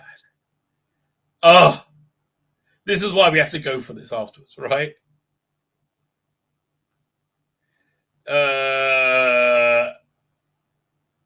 I'm still getting the whizzy wheel. Here. Okay, there you go. So I don't know where this was. Right, I don't know whether I'm here. So, sorry about the sound is the best I can get it. Right, I'm sorry about that. But it seems to be like some kind of virtual con, right? So it starts off. I have a picture. I'm not going to show you. I have a picture. I'm not going to show you. But I'm in my little sort of study area in the house here, and just up there. Looking down on me, there's a picture that my wife did for me just not long after we got together. Like, I can't believe I've never heard the story before, right? It blows my mind. Blows my mind. So if you can't hear the audio, he's saying just up there's a picture that his wife made for him, right? Just after they got together, before they married. So we're talking about young, very, very fit Georgia Tennant, right? Or Georgia Moffat at the time, right? We're talking like, the doctor's daughter, who was in very good shape. Very, very good shape, right? Obviously an excellent swimmer. I don't know if you may not know this, Tzvi. Do you remember, do you know the old school Doctor Who at all? You don't have to. It's not a trick question. Okay, so it's not a Doctor Who audience, right? There was a companion called Joe Grant, played by Katie Manning. We love you, Joe Grant. We love you, Joe Grant. And when she left Doctor Who back in 1970 or something, she rather scandalised society by posing with a Dalek in a particular way. Now, she was no longer a member of the Doctor Who. I mean, and she's so proud of it as well. She's so Katie Manning. I don't know, Katie Manning, she just got a feeling that she made a lot of people happy. I think, and she liked that. So that's basically it. And Katie, you did. Nicola, I was hoping you do a similar photo shoot, but okay, no problem. So I suppose the BBC couldn't stop her. Google it if you're over 18. And she posed for it with the Dalek in a particularly revealing way. It's a very beautiful picture. It's not too rude, but it's a little bit rude. Well, there's one that's ruder than the other. Okay, there's one that's ruder than let's be fair. Not long after we got together, my wife, who clearly knew the way to my heart, a photo shoot where she draped herself over a Dalek in much the same way. Okay, again, we're talking Doctor's daughter, Georgina Moffat. That's got to be an awesome picture, right? An awesome picture. So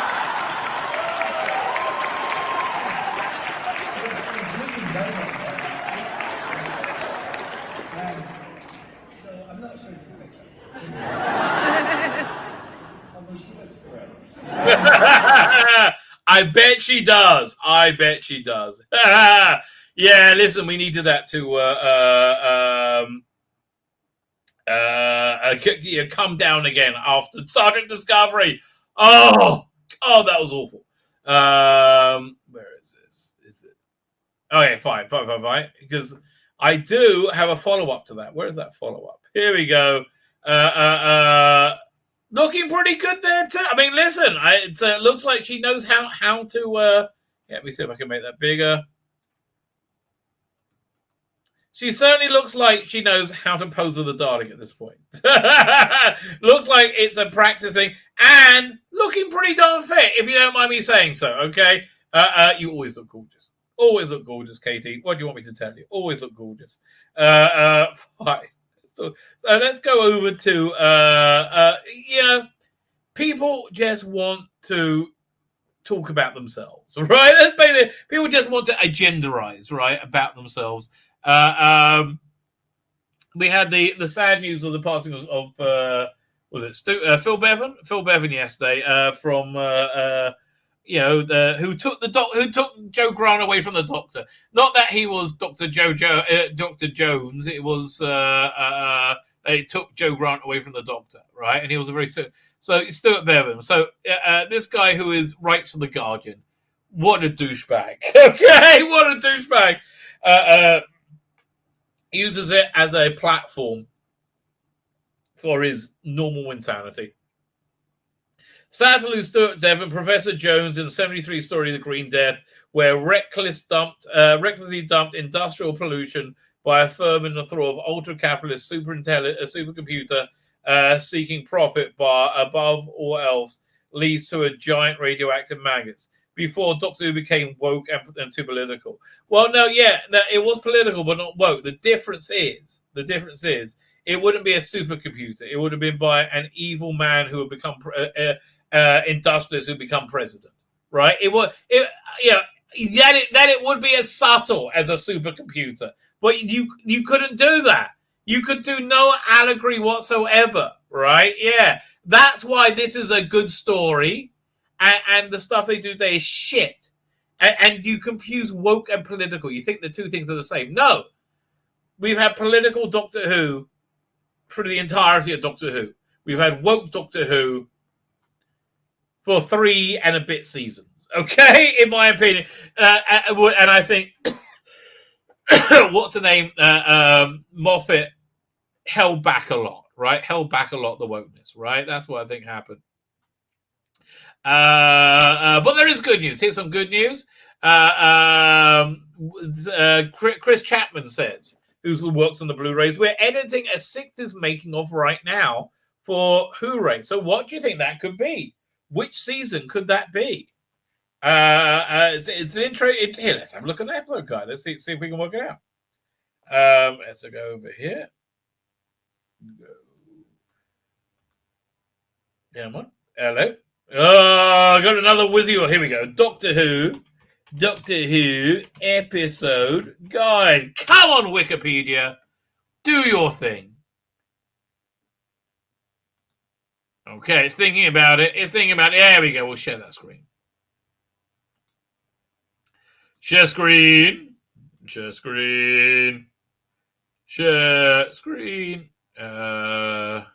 one is that? No, we'll try again. Is it? Oh, where'd it go? Wait. There you go. Fine. That's it. Fine. Doctor Who episode guide. So let's have a look. What could it be? So season 1, Unearthly Child Daleks, Edge of Destruction. No Marco Polo. Oh, that's a shame. Keys of Mariners, Aztecs, Censor Rights, Reign of Terror. No Marco Polo. So and there's no episodes available. That's the one I've always wanted, right? That's the one I always wanted. So that's season 1. Is a Planet of Giants, Dalek Invasion of Earth, Rescue Romans, Web Planet, Crusade. You're only missing 2 episodes. Space Museum, Chase the Titan. So this is man, because I wish they would just animate those 2 episodes, but they're not animating anything now, are they? Right? But okay, so season 2 is a strong contender. Galaxy 4, Mission of the Unknown, Mythmaker. No, there's already gone. Mythmakers, Dalek Master Plan, Massacre, the Ark. No, you got the Ark still. Special Toy. Yeah, this one's riddled like Swiss cheese. No way. There's not even animations to cover most of these ones. Galaxy 4, that's it. They started on Galaxy 4. Not even close. That's a shame. So I reckon they would put Smugglers and 10th Planet with this. Rather than over here. I mean, maybe they would. I mean, why include Smugglers? You don't have anything of that either.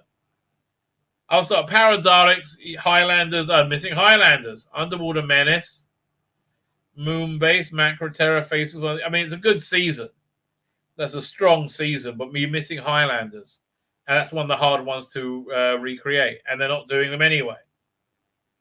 Tomb of the Cybermen, Abominable Snowman. Well, they're doing that now. Ice Warriors. They got Enemy of the World, Web of Fear, Fury from the Deep. Missing Wheel in Space, right? They're missing. I guess they could. They're missing 4 episodes of that. I don't know. So that's a fair one. Dominators, Mind Robber, Invasion, Crotons. They have all of these. Seas of Death. Missing Space Pirates. This is a because nobody gives a crap. It could be any of them. Could be a basic bottom line. Could be any of them. Couldn't it? Yes, indeed. So let me have a look at my notes. Where else? Let's have a look at Big Finish. What is there? Any news coming out from there? Big Finish.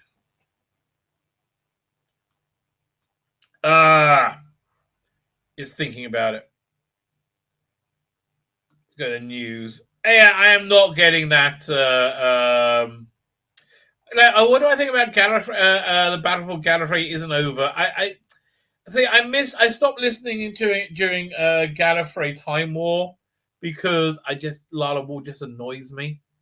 Gallifrey's moral compass is lost. Rassilon rules and Romana is gone, but it's not the end, just the beginning. A brand new full cast audio drama series in 2020. Let's watch the trailer. In fact, let's watch it on YouTube.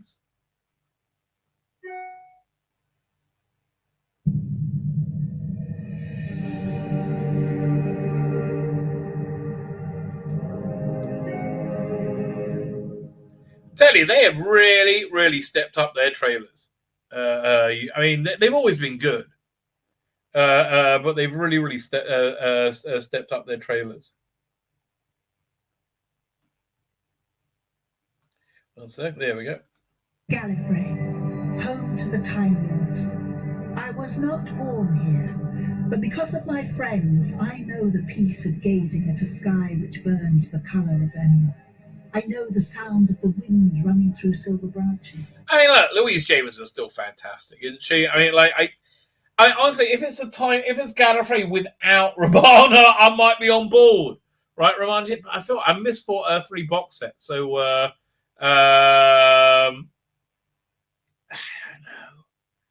don't know. It depends who's writing it. That's it. We'll look at that next. I called this world home, and as a warrior of the Sever team, I will fight for my home. Once, Gallifrey stood firm against any who attacked it, and resisted any hungry eyes that turned their way. But then came the Time War and the Daleks. Time is lost. Again, these simple trailers are so effective, right? I do think they really work very well. Moment and then gained the next. From the Citadel, our Lord President stands, unwavering. His center of operations is the war room. Some believe they are helping the weak. I mean, like, this does appeal to me more than the Time War Gallifrey series, because this is you're actually in the Time War at last, right? It felt like the previous ones were all like prelude to this, right? So I know you might be winning me over. Again, it's all about the writers at this point, baby. Some condemn worlds to die as they debate instead of act. Some want only the Time Lords to remain after this war. The Time Lords have taken everything. Romana, Narvin, Ace. I still live. I mean, I have to say, like, having all those removed makes it a lot better for me. I didn't mind Narvin, but like, I don't know. Yeah, I don't mind Ace's gone. Okay, it doesn't bother me. While I live, I will fight the Daleks on every world, and I will have my revenge. Now that appeals. I have to tell you, a pissed off Leela, that bloody appeals. A pissed off Leela that wants to blow up Daleks. Yeah. Again, that's always been the promise of the Time War. If that's what they're delivering, but I don't know. Okay, they promised a lot with David Tennant, right? With Dalek Empire, and they did not deliver.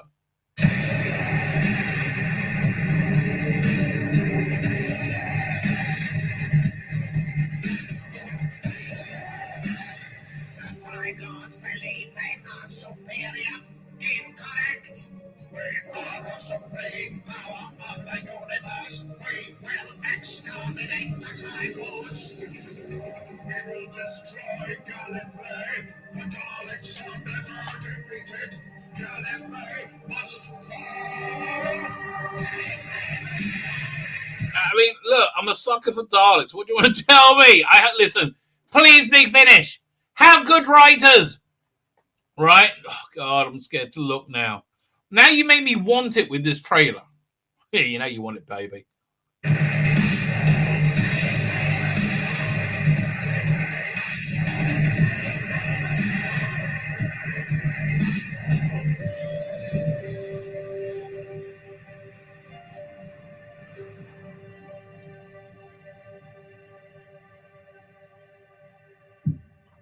All right, okay, that's a good trailer. That took me from indifference to wanting it, which is, I guess, is what you want to do with a trailer. But are they going to have the Big Finish thing? The Big Finish thing, yeah. Big Finish for the love of stories. Oh, and I just grew a vagina. Okay, you guys did an excellent job. All of you, Sam Bowles and whoever you were, you've all done very well. Fine, who's writing this? No, okay, they got a lister in it. Fine, but here, wait. I just want to go straight to the bloody. What's that? No! Now lost big bloody finish. Okay, we go. Big finish. News.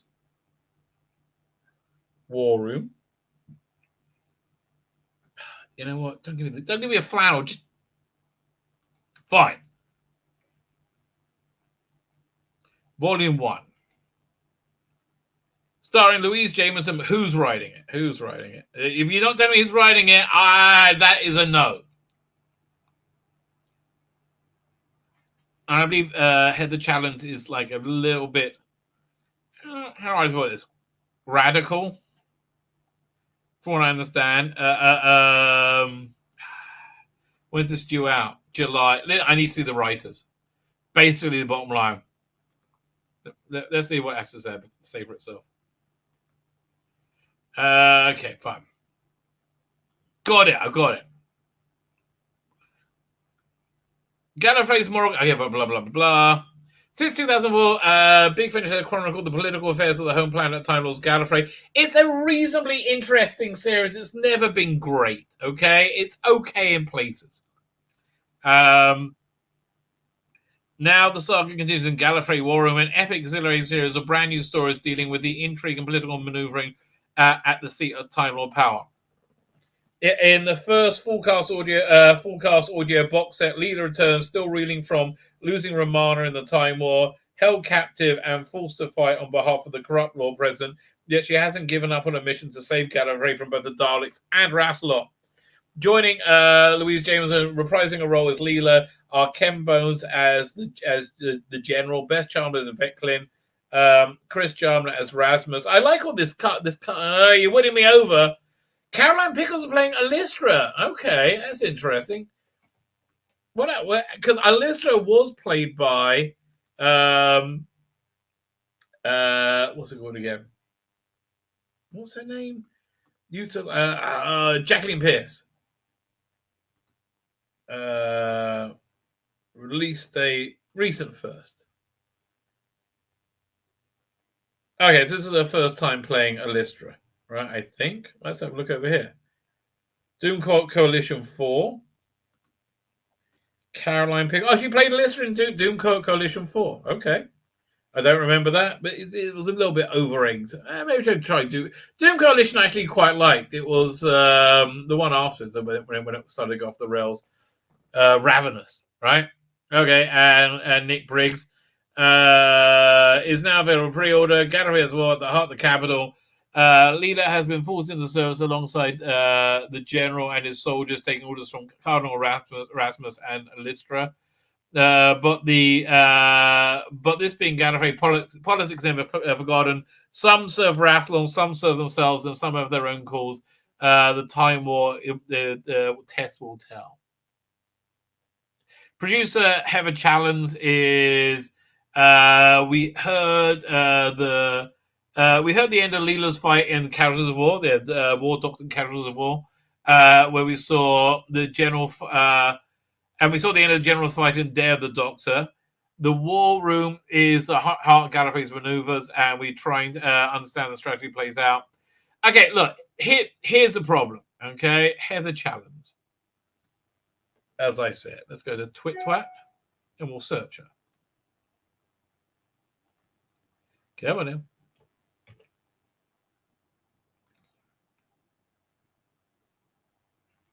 Well, I'm not blocked. That's actually quite a good sign, okay? But that she has she, her in her pronouns. Okay, let's see what her Twitter bio is like, okay? Is it? Okay, well, that's pinned. That's fair enough. Somebody accuses hot dog. So far, so good, okay? Also, nice space between tweets. Not ranting about... Okay, you're doing good. You're doing good. Nothing here makes me go, I'm not touching this. It's 10 to midnight. I have talked. I have drunk. The Uber is now ordered. The plan is to typically watch Terror of the Autons till we all fall asleep party. Okay, Heather, you've won me over. You wouldn't. Okay, are we going to go back a little bit further? You just seeming to be normal right now. Okay, you're just seeming to be normal. Let's have a look. You're at Gallifrey though. Let's go back before you were gone. Okay, you're still at Gallifrey, but so far so good, right? So far so good. Wait, did you work on? If you worked on Annihilators, much more so, right? Much more so. New York Times opinion. Seriously, something about Jonathan Pye.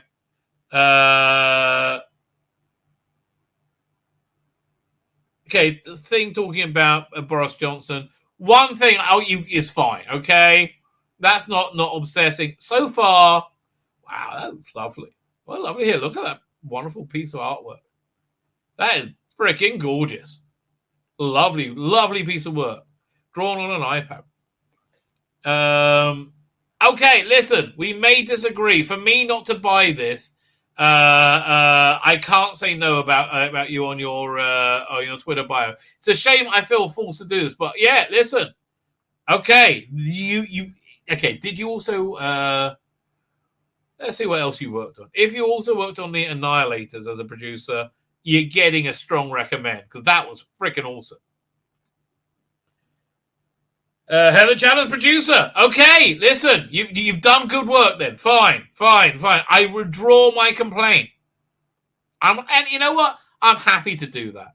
I'm really genuinely happy to do that. This was also good as well. Were you the producer over here? So, production credits. Okay, yeah, she was learning with Dave Richard. This was a good little. This was a bounce back actually, as I recall, right from the previous one. So yeah, okay. Listen, I can't pre-order it until I see the writers. Right, I can't do that because I've been burnt just way too many times before. You know, if I may. Show you what something that I'm avoiding like the plague. This I'm looking forward to. Idaho Jack, I am looking forward to that. Yeah, I would have got this if it wasn't for Elizabeth Mars and Lizzie Hopeley, right? Both of them have done reasonably mediocre stuff before, in my opinion. Here, which one did? Yeah, this was awful. Babe and the Butcher was freaking awful. Which episode did you do Babe and the Butcher? Butcher's Wife. That was actually the best of the three, but all of it was terrible. And Elizabeth Miles did The Blood Woods. That was mediocre. It wasn't terrible. Wasn't great. The Grey Man Mountain fell apart at the end. Yeah, no, not good enough. Sorry, that's a no. Right, that's a no. That's let's see, Elizabeth Hopeley. I remember calling Elizabeth Hopeless. Peladon didn't bother buying. Stranded, piss off. Babe and the Butcher. Which one did you talk about? Ready? The one. It's like the Elizabeth Miles Vengeance Games. Which was that one? That already wasn't that good either. Okay, which one did you do in this one? Because you had one good story here. Not that one, because Macbeth. That was the weakest one on the block on the set. Yeah, listen, I'm sorry. I am sorry. You don't have a good enough track record for me to buy them. Yeah, just the way it is, like we've seen your track record. It's not very good. I am looking forward to both these, though. See, they wrote me back with this one. Why? Because the writers, Trevor Baxendale, Mark B. Oliver. I don't know him, but Andrew Smith. All three are solid, right? All three are solid and have delivered well. Fine. Man, it's late. Whoa. Hey, we are not going to do the...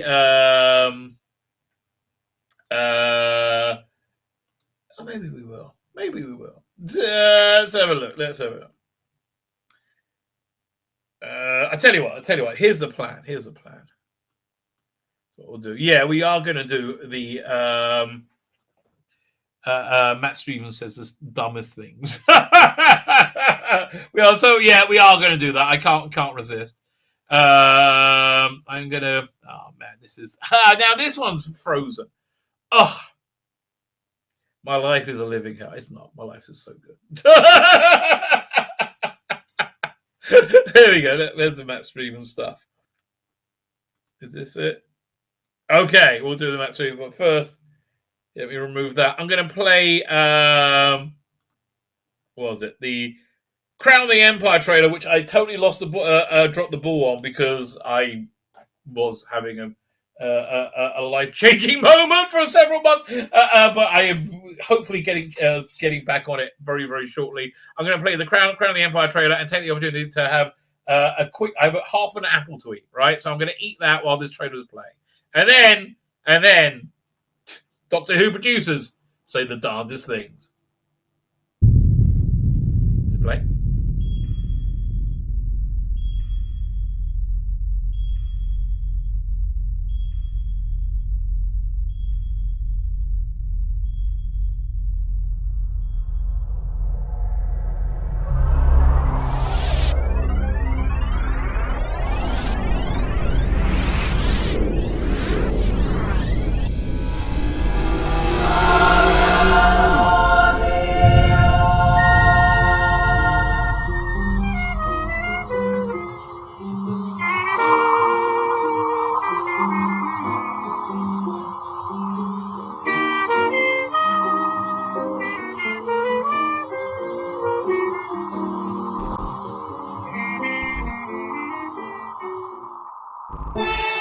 Attention! Master Sergeant Harry Crown, sir. I'll be your liaison and local advisor to help you settle in. Captain Reginald Carruthers. Very good, Master Sergeant. At ease. Thank you very much, sir. Right, you horrible lot. Get the captain's trunk and fall in behind us. Sir, Corley's collect the trunk. There you, Reginald Crown. You, Reginald Crown. Peruda, finest quality, no one better than this. I say, what is this place? Binsarter Street Market, sir. Part of the old town before the first colonisers arrived. Yes, by word, bringing civilization to these poor savages. Well, civilization hasn't taken much of a hold here, as yet, sir. Still many of them clinging to their old godless ways. I say, are those women of the night on full display in broad daylight? Is that not an affront to decency? Best we could do to keep them as dressed as that, sir. I say. Best keep your distance, sir. All kinds of strange diseases and ideas can get under your skin, especially to the unwary. First time abroad, is it, sir? Yes. It's quite the shock to the system, I can tell you. Right as rain, sir. Just keep your distance from the natives. You won't be the first junior officer to be led astray to who knows what. Quite right.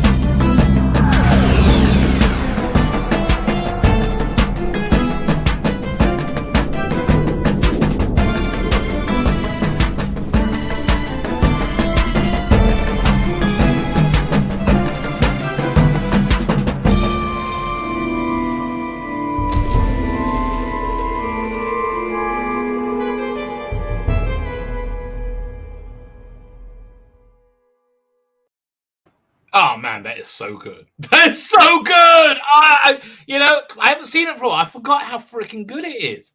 Oh, so that's the problem being, and Alex leaves. Freaking, I was so sucked into that. Right? I can't help it. Okay, it's just I can't say the word sucked in without saying ooh. It's just part of me, mate. What can I tell you? That I'm not exercising in a hurry. Anyway. No details in it. I haven't seen it before. Like things flying in the back. It's so good. It's so insanely good. I might even pay for some Facebook advertising saying on it, trying to get more steampunk people. It's wonderful, right? I'm generally speaking blown away by it. Okay. Oh no, wrong thing. Remove. There we go. Stop screen. You know what? I am gonna do that in future, right? That can totally let me stream for longer. I have, had a little bite. Feel a lot better for it. Fine.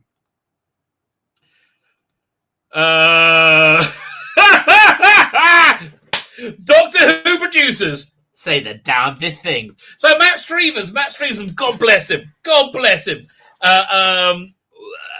Has verbal diarrhea. He had an interview in Doctor Who magazine recently, and then just gold. Well, every bit of it was gold. And now he's at the Galley 1 convention. Boy, I have never not wanted to be at a convention that much in my life. It's full of the not we. Again, full of dislike of the unlike, right? So Matt Stevens is there. Matt Stevens interview panel. Okay. Coming off the worst Doctor Who ever, reviled by most people, apart from the 7 people in this room.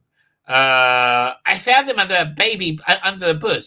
Yeah, he was 18 when I met him. We went to university together, all that. So it's an old boys club. Although Doctor Who was the first thing we worked on together. Stevens on meeting Chris Chibnall. I mean, I'm sure he was very nice. Don't get me wrong. You are terrible at your jobs, right? You are terrible at your jobs. It just... Man, I don't think that can really be stated quite clearly enough. Okay, we were very lucky. Yes, you were, because you certainly didn't have any bloody talent. We were very lucky. There was something like 5 girls to every guy in our drama class. Really? You're all such freaking hypocrites. Like, my God, you talk about. So we became very close friends. Steve was on school with Chibnall's. Why were you lucky to only have one person? Like having more women than men, and also I thought women were like an underclass. How could that be? And you just, I mean, that seems to me if you didn't have the right political views, you would be cancelled for that, right? For that offensive remark to women. That sounds like the same thing that Noel Clarke has been cancelled for, right? I was working with Sylvester before he became the Doctor, says Stevens. I didn't know he was that old. Adds that he was probably there when JNT decided to cast him. That's a long time ago. I was in what, 86, I guess.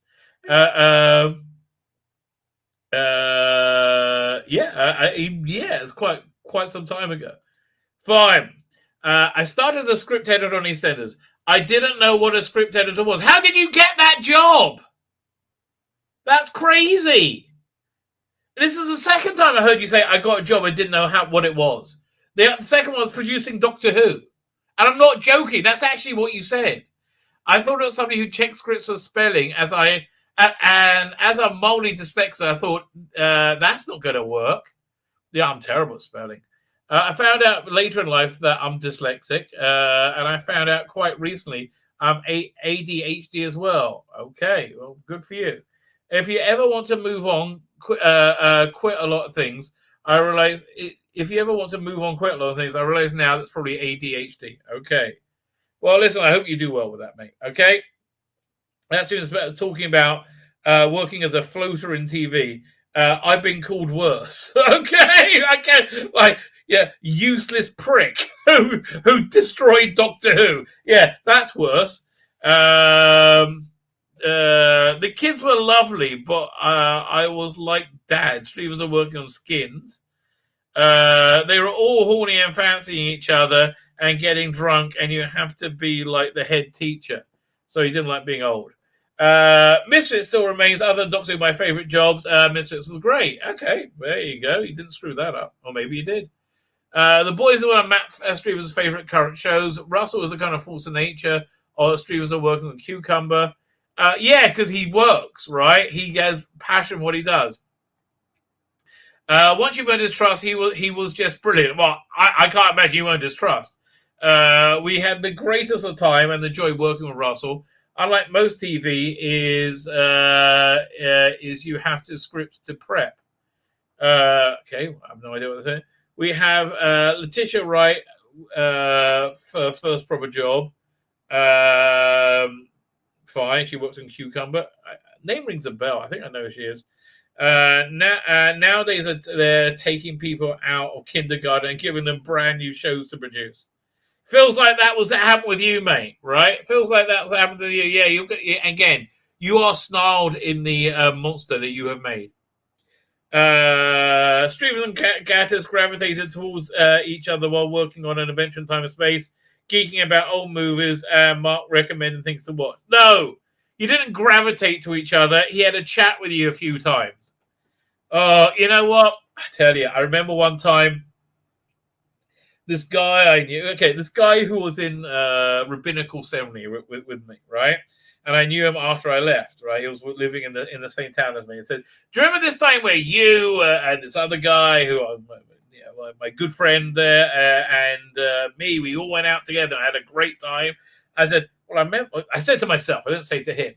I said, "Well, I remember, the other guy being there. I don't remember you being there at all." That's probably how Mark Gatters views that that conversation. He recommends stuff for you to watch. Mark had wanted to write this for years. There was a version that they should do, and they just got a new version of coming out. The Scandalous Times of John Nathan Turner or something. That's just fantastic. They should do a drama based on that book. Freaking incredible. There was a version of that was going to be for the 40th, says Strevens, about an adventure in time and space. Gary Russell mentions it's also been discussed with Big Finish. I'm surprised they didn't do it for Big Finish. Mark's original script was fantastic. It had everything in it. Publish it as a script book. It would have been about a 3-hour movie. Yes. So the first job is to look at the script and go, what can we keep? What's essential? All of it. What's the spinal stories? Strevers on how Adventure in Time and Space became about Hartnell. Why do I get a feeling you ruined something else? That annoys me. Okay, why do I get that feeling? Okay, as everyone in this room will know, Doctor Who was created by a committee. Doctor Who was created by a committee, and that's not very dramatic to watch. No, it wasn't. No, it wasn't. It was basically what's the name? Verity Lambert came and swept everybody away. She had inherited some ideas. She threw some out and kept some in. And Daleks are the definition of BEMs, bug-eyed monsters that Sidney Newman said not to do. Right, the absolute definition of it. Right, and it worked. She went against him, and it worked. She'd risked everything because she thought it was right. The job I would have killed for when I started out, but no longer wanted. I felt like I'd done that. Students being asked to do Who, I was sort of shell-shocked. He called back Chibnall the next morning, excited, and said yes, after speaking to his wife. Why would you say no? I guess for this, for having your ass handed to you by some prick in a basement in Israel. Okay, this is how badly you've done. There is a guy screaming in his basement in Israel, broadcasting throughout the rest of the world, right? Who admittedly had mental health issues. But this is the evil you have wrought. Okay, maybe if you were doing, I don't know, blankety blank, you wouldn't be running into this. So the job I would have killed for when I started out, I no longer wanted. I felt like I'd done that. I have no idea what you're talking about. Streamers had to be approved by Piers Wenger. Oh, please, he fits perfectly into your monoculture. Who was fine having worked with him on Cucumber, but had a different bosses as who had been shifted to BBC Studios. Whatever. I think Stephen paved the way with Missy, and well, that's why a lot of people didn't like Missy, even though I thought she was very good, and a lot of other things. Yes, we didn't like any of that. Chris had felt it was time. I kind of agree it was time. I was surprised they wouldn't, even though I was somewhat disappointed by it. I was surprised if they wouldn't. Just a shame it failed so awfully, isn't it? Stephen said that the BBC want a showrunner rather than a committee for Doctor Who because they want an authored voice. No, you want an authored voice that will say what you want, right? That's what you wanted. I mean, like Toby Whithouse, he has an authored voice. I get it.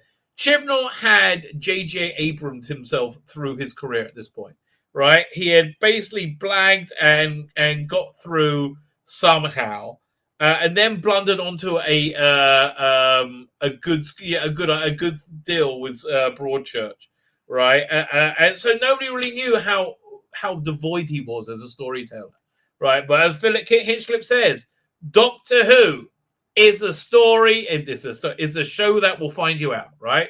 It's a show that will find you out. Chris is a brilliant producer as well as a writer. No, he's not. What on earth do you get that from? You freaking weirdo. Like, what? Like, again, what on earth are you basing that on? That's insane. What? He's not. Again, he's failed more than anybody in the history of failure. Oh my God! Here, let me see if we can. Can I open this thing? Is it going to open up? No, it's going to pause. We'll give it one more try. Now I'm getting a whizzy wheel. Hang on. Why don't we try it this way around?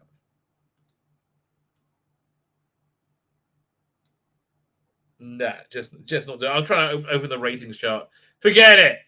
Like, no, you're not a brilliant producer, okay? You turned Doctor Who radioactive. You had nobody to take over from you. How could you have failed? You got 2 million viewers for your ratings for your special. It was getting 7, 8, 9 million viewers. Oh my God. You're a terrible producer and a terrible writer. What I like, he's also a sort of a politician. That's how he got there. Yeah. I think it would have felt all right. What did you need me for? I think he wanted ideas from people, from me about who would be interesting. Streamers, when asked if Chibnall came in with Jodie and Mike. Okay, Chris is a brilliant writer and producer. No, he's not. So he's sort of a politician. I think he would have felt, all right, what do you need me for? I think he wanted ideas from me about who would be interesting. Okay. Jodie wasn't a natural fit because there was a lot of other roles she'd done that were quite harrowing. And also she's shit. I mean, like, she's at her portrayal is at, how bad was her portrayal? Can I go out and buy an action figure of her? No. Why not? Because nobody wants a license because it's so shit. Oh my God. You wouldn't have gone, oh, she could be the Doctor. I still go, though. Really? After 5 years of this nightmare, I still don't. She came in and she had it straight away. She's amazing. Yeah, she was shit from word go. She was unbelievably bad from word go. But she had a vagina. She had a vagina. We said, wow, we got peepees. And you got vaginas. Oh, well, you must be Doctor Who. Jodie auditioned RP like Tennant. Because that's all she knew how to do. Copy Tennant, right? And Streves and Chibnall told her, no, we want your natural accent. We want nothing natural about you. We want as much unnatural things. Like, just stay away. Whatever you think is a good idea is bad, right? Is bad. Stream of stresses. Oh God, this is a big one. Oh my God, this hurts me. this. Okay, we're gonna do this. We're gonna get through this. We're gonna get through this. Okay. Oh. Okay. Here we go. Stream of stress is the main representational push with their area was behind the camera. Really? What color are you there, Matt? Right? I think you're a little white boy, aren't you? Right. What color is that Chibnall there? I think he's a little white boy, isn't he? Why'd you take the job then? Yeah, I understand. You hire people on their identity. Right. You do that because you're a racist. If Segun Agula was white and called John Smith, we wouldn't even been considered for the job. And you know it, and I know it. And that's why I think you are a racist and a bigot.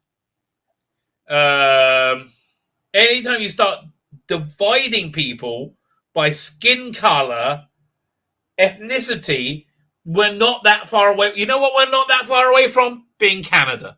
Okay? Man, what a disgrace. Canada's gone. Canada is just gone. Right? It is not coming back. I mean, not without a people's revolution. And that ain't happening. Trudeau is never... They're going to go after these people forever. And they're going to destroy them as publicly as possible. They're going after people who gave them cups of tea. Right? They're going to go after them forever. And they are... they're going to terrify people into obedience. And, you know, that works more often than not. I mean, I don't know how it's going to work with a nation that's used to being free, but it works more often than not. If I didn't think this was the end of days, I would be worried.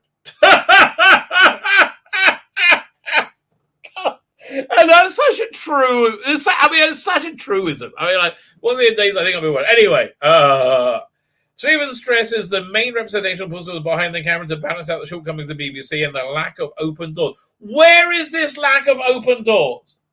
Demonstrate it to me, right? Demonstrate it to me, right? Where is this lack of open doors? Somebody explain it to me. Like somebody, oh no, you're a black person. You're a black person. No way, not good. I don't know what to tell you. I don't know what to tell you. He saw Russell has already set the template for diversity in gender, race, and sexuality in front of the camera. Also behind the camera, you might not know, but he's gay, right? Did you know that he's a gay guy? Yeah, he keeps that quiet. I know. Like they just hired who was the best people. That's all they did, and that's why they got the best show, right? You know, you had a female producer, what's her name, Julie Gardner, and it was great. She was fantastic. It's so annoying. And it's such a lie as well. It wasn't that, it was just like we decided the future Doctor would be played by an actor of color. Yes, you were. The Master would be played by an actor of color. Yes, it was. They were the best actors, right? You're lying. You're lying. You didn't consider a white man for the Fugitive Doctor. I don't believe you. That is a lie. I think we did very well in terms of diversity. Really? How do you do in terms of success? Okay.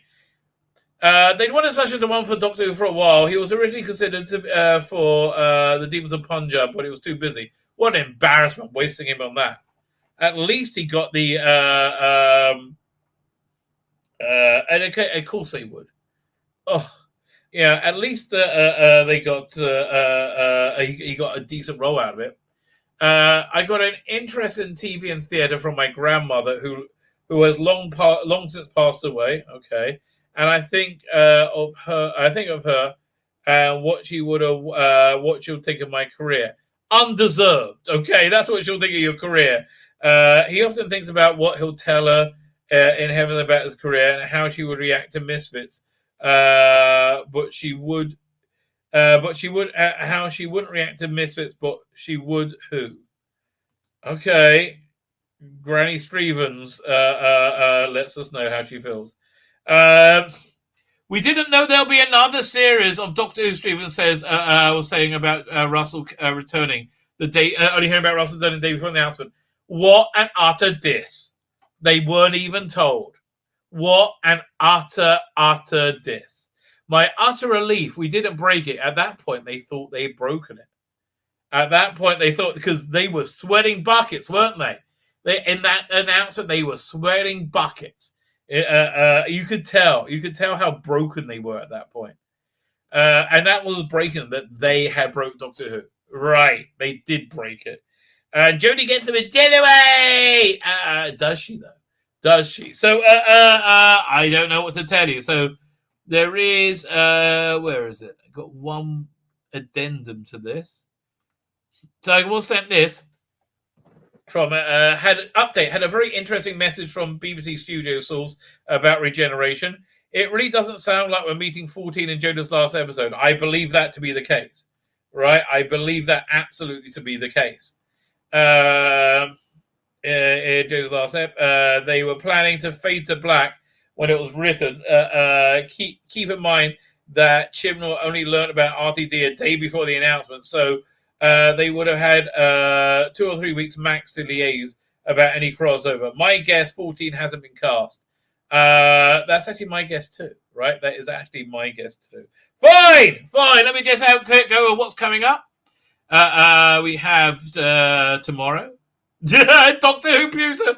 Maisie didn't kill Doctor Who. We have Ninth Doctor, which this was a good one. I'm plowing through this. I want to get to this by the weekend. We had this tonight. And they got this one. Media waits from their current day insanity and sees the devastating remains of Doctor Who and Star Trek. Devastating remains of myself. Well, I'm a little bit tired. I'm a little bit tired. I think it's time for me to call it a night. I'm going to wish you all a June. David Mullen, thank you for joining us. Matthew Pounder, lovely to see you. DC, how you doing? Anybody else I missed? If I missed you, I'm sorry. I do apologize. I'm going to wish you all a good evening. I'm clicking the end broadcast.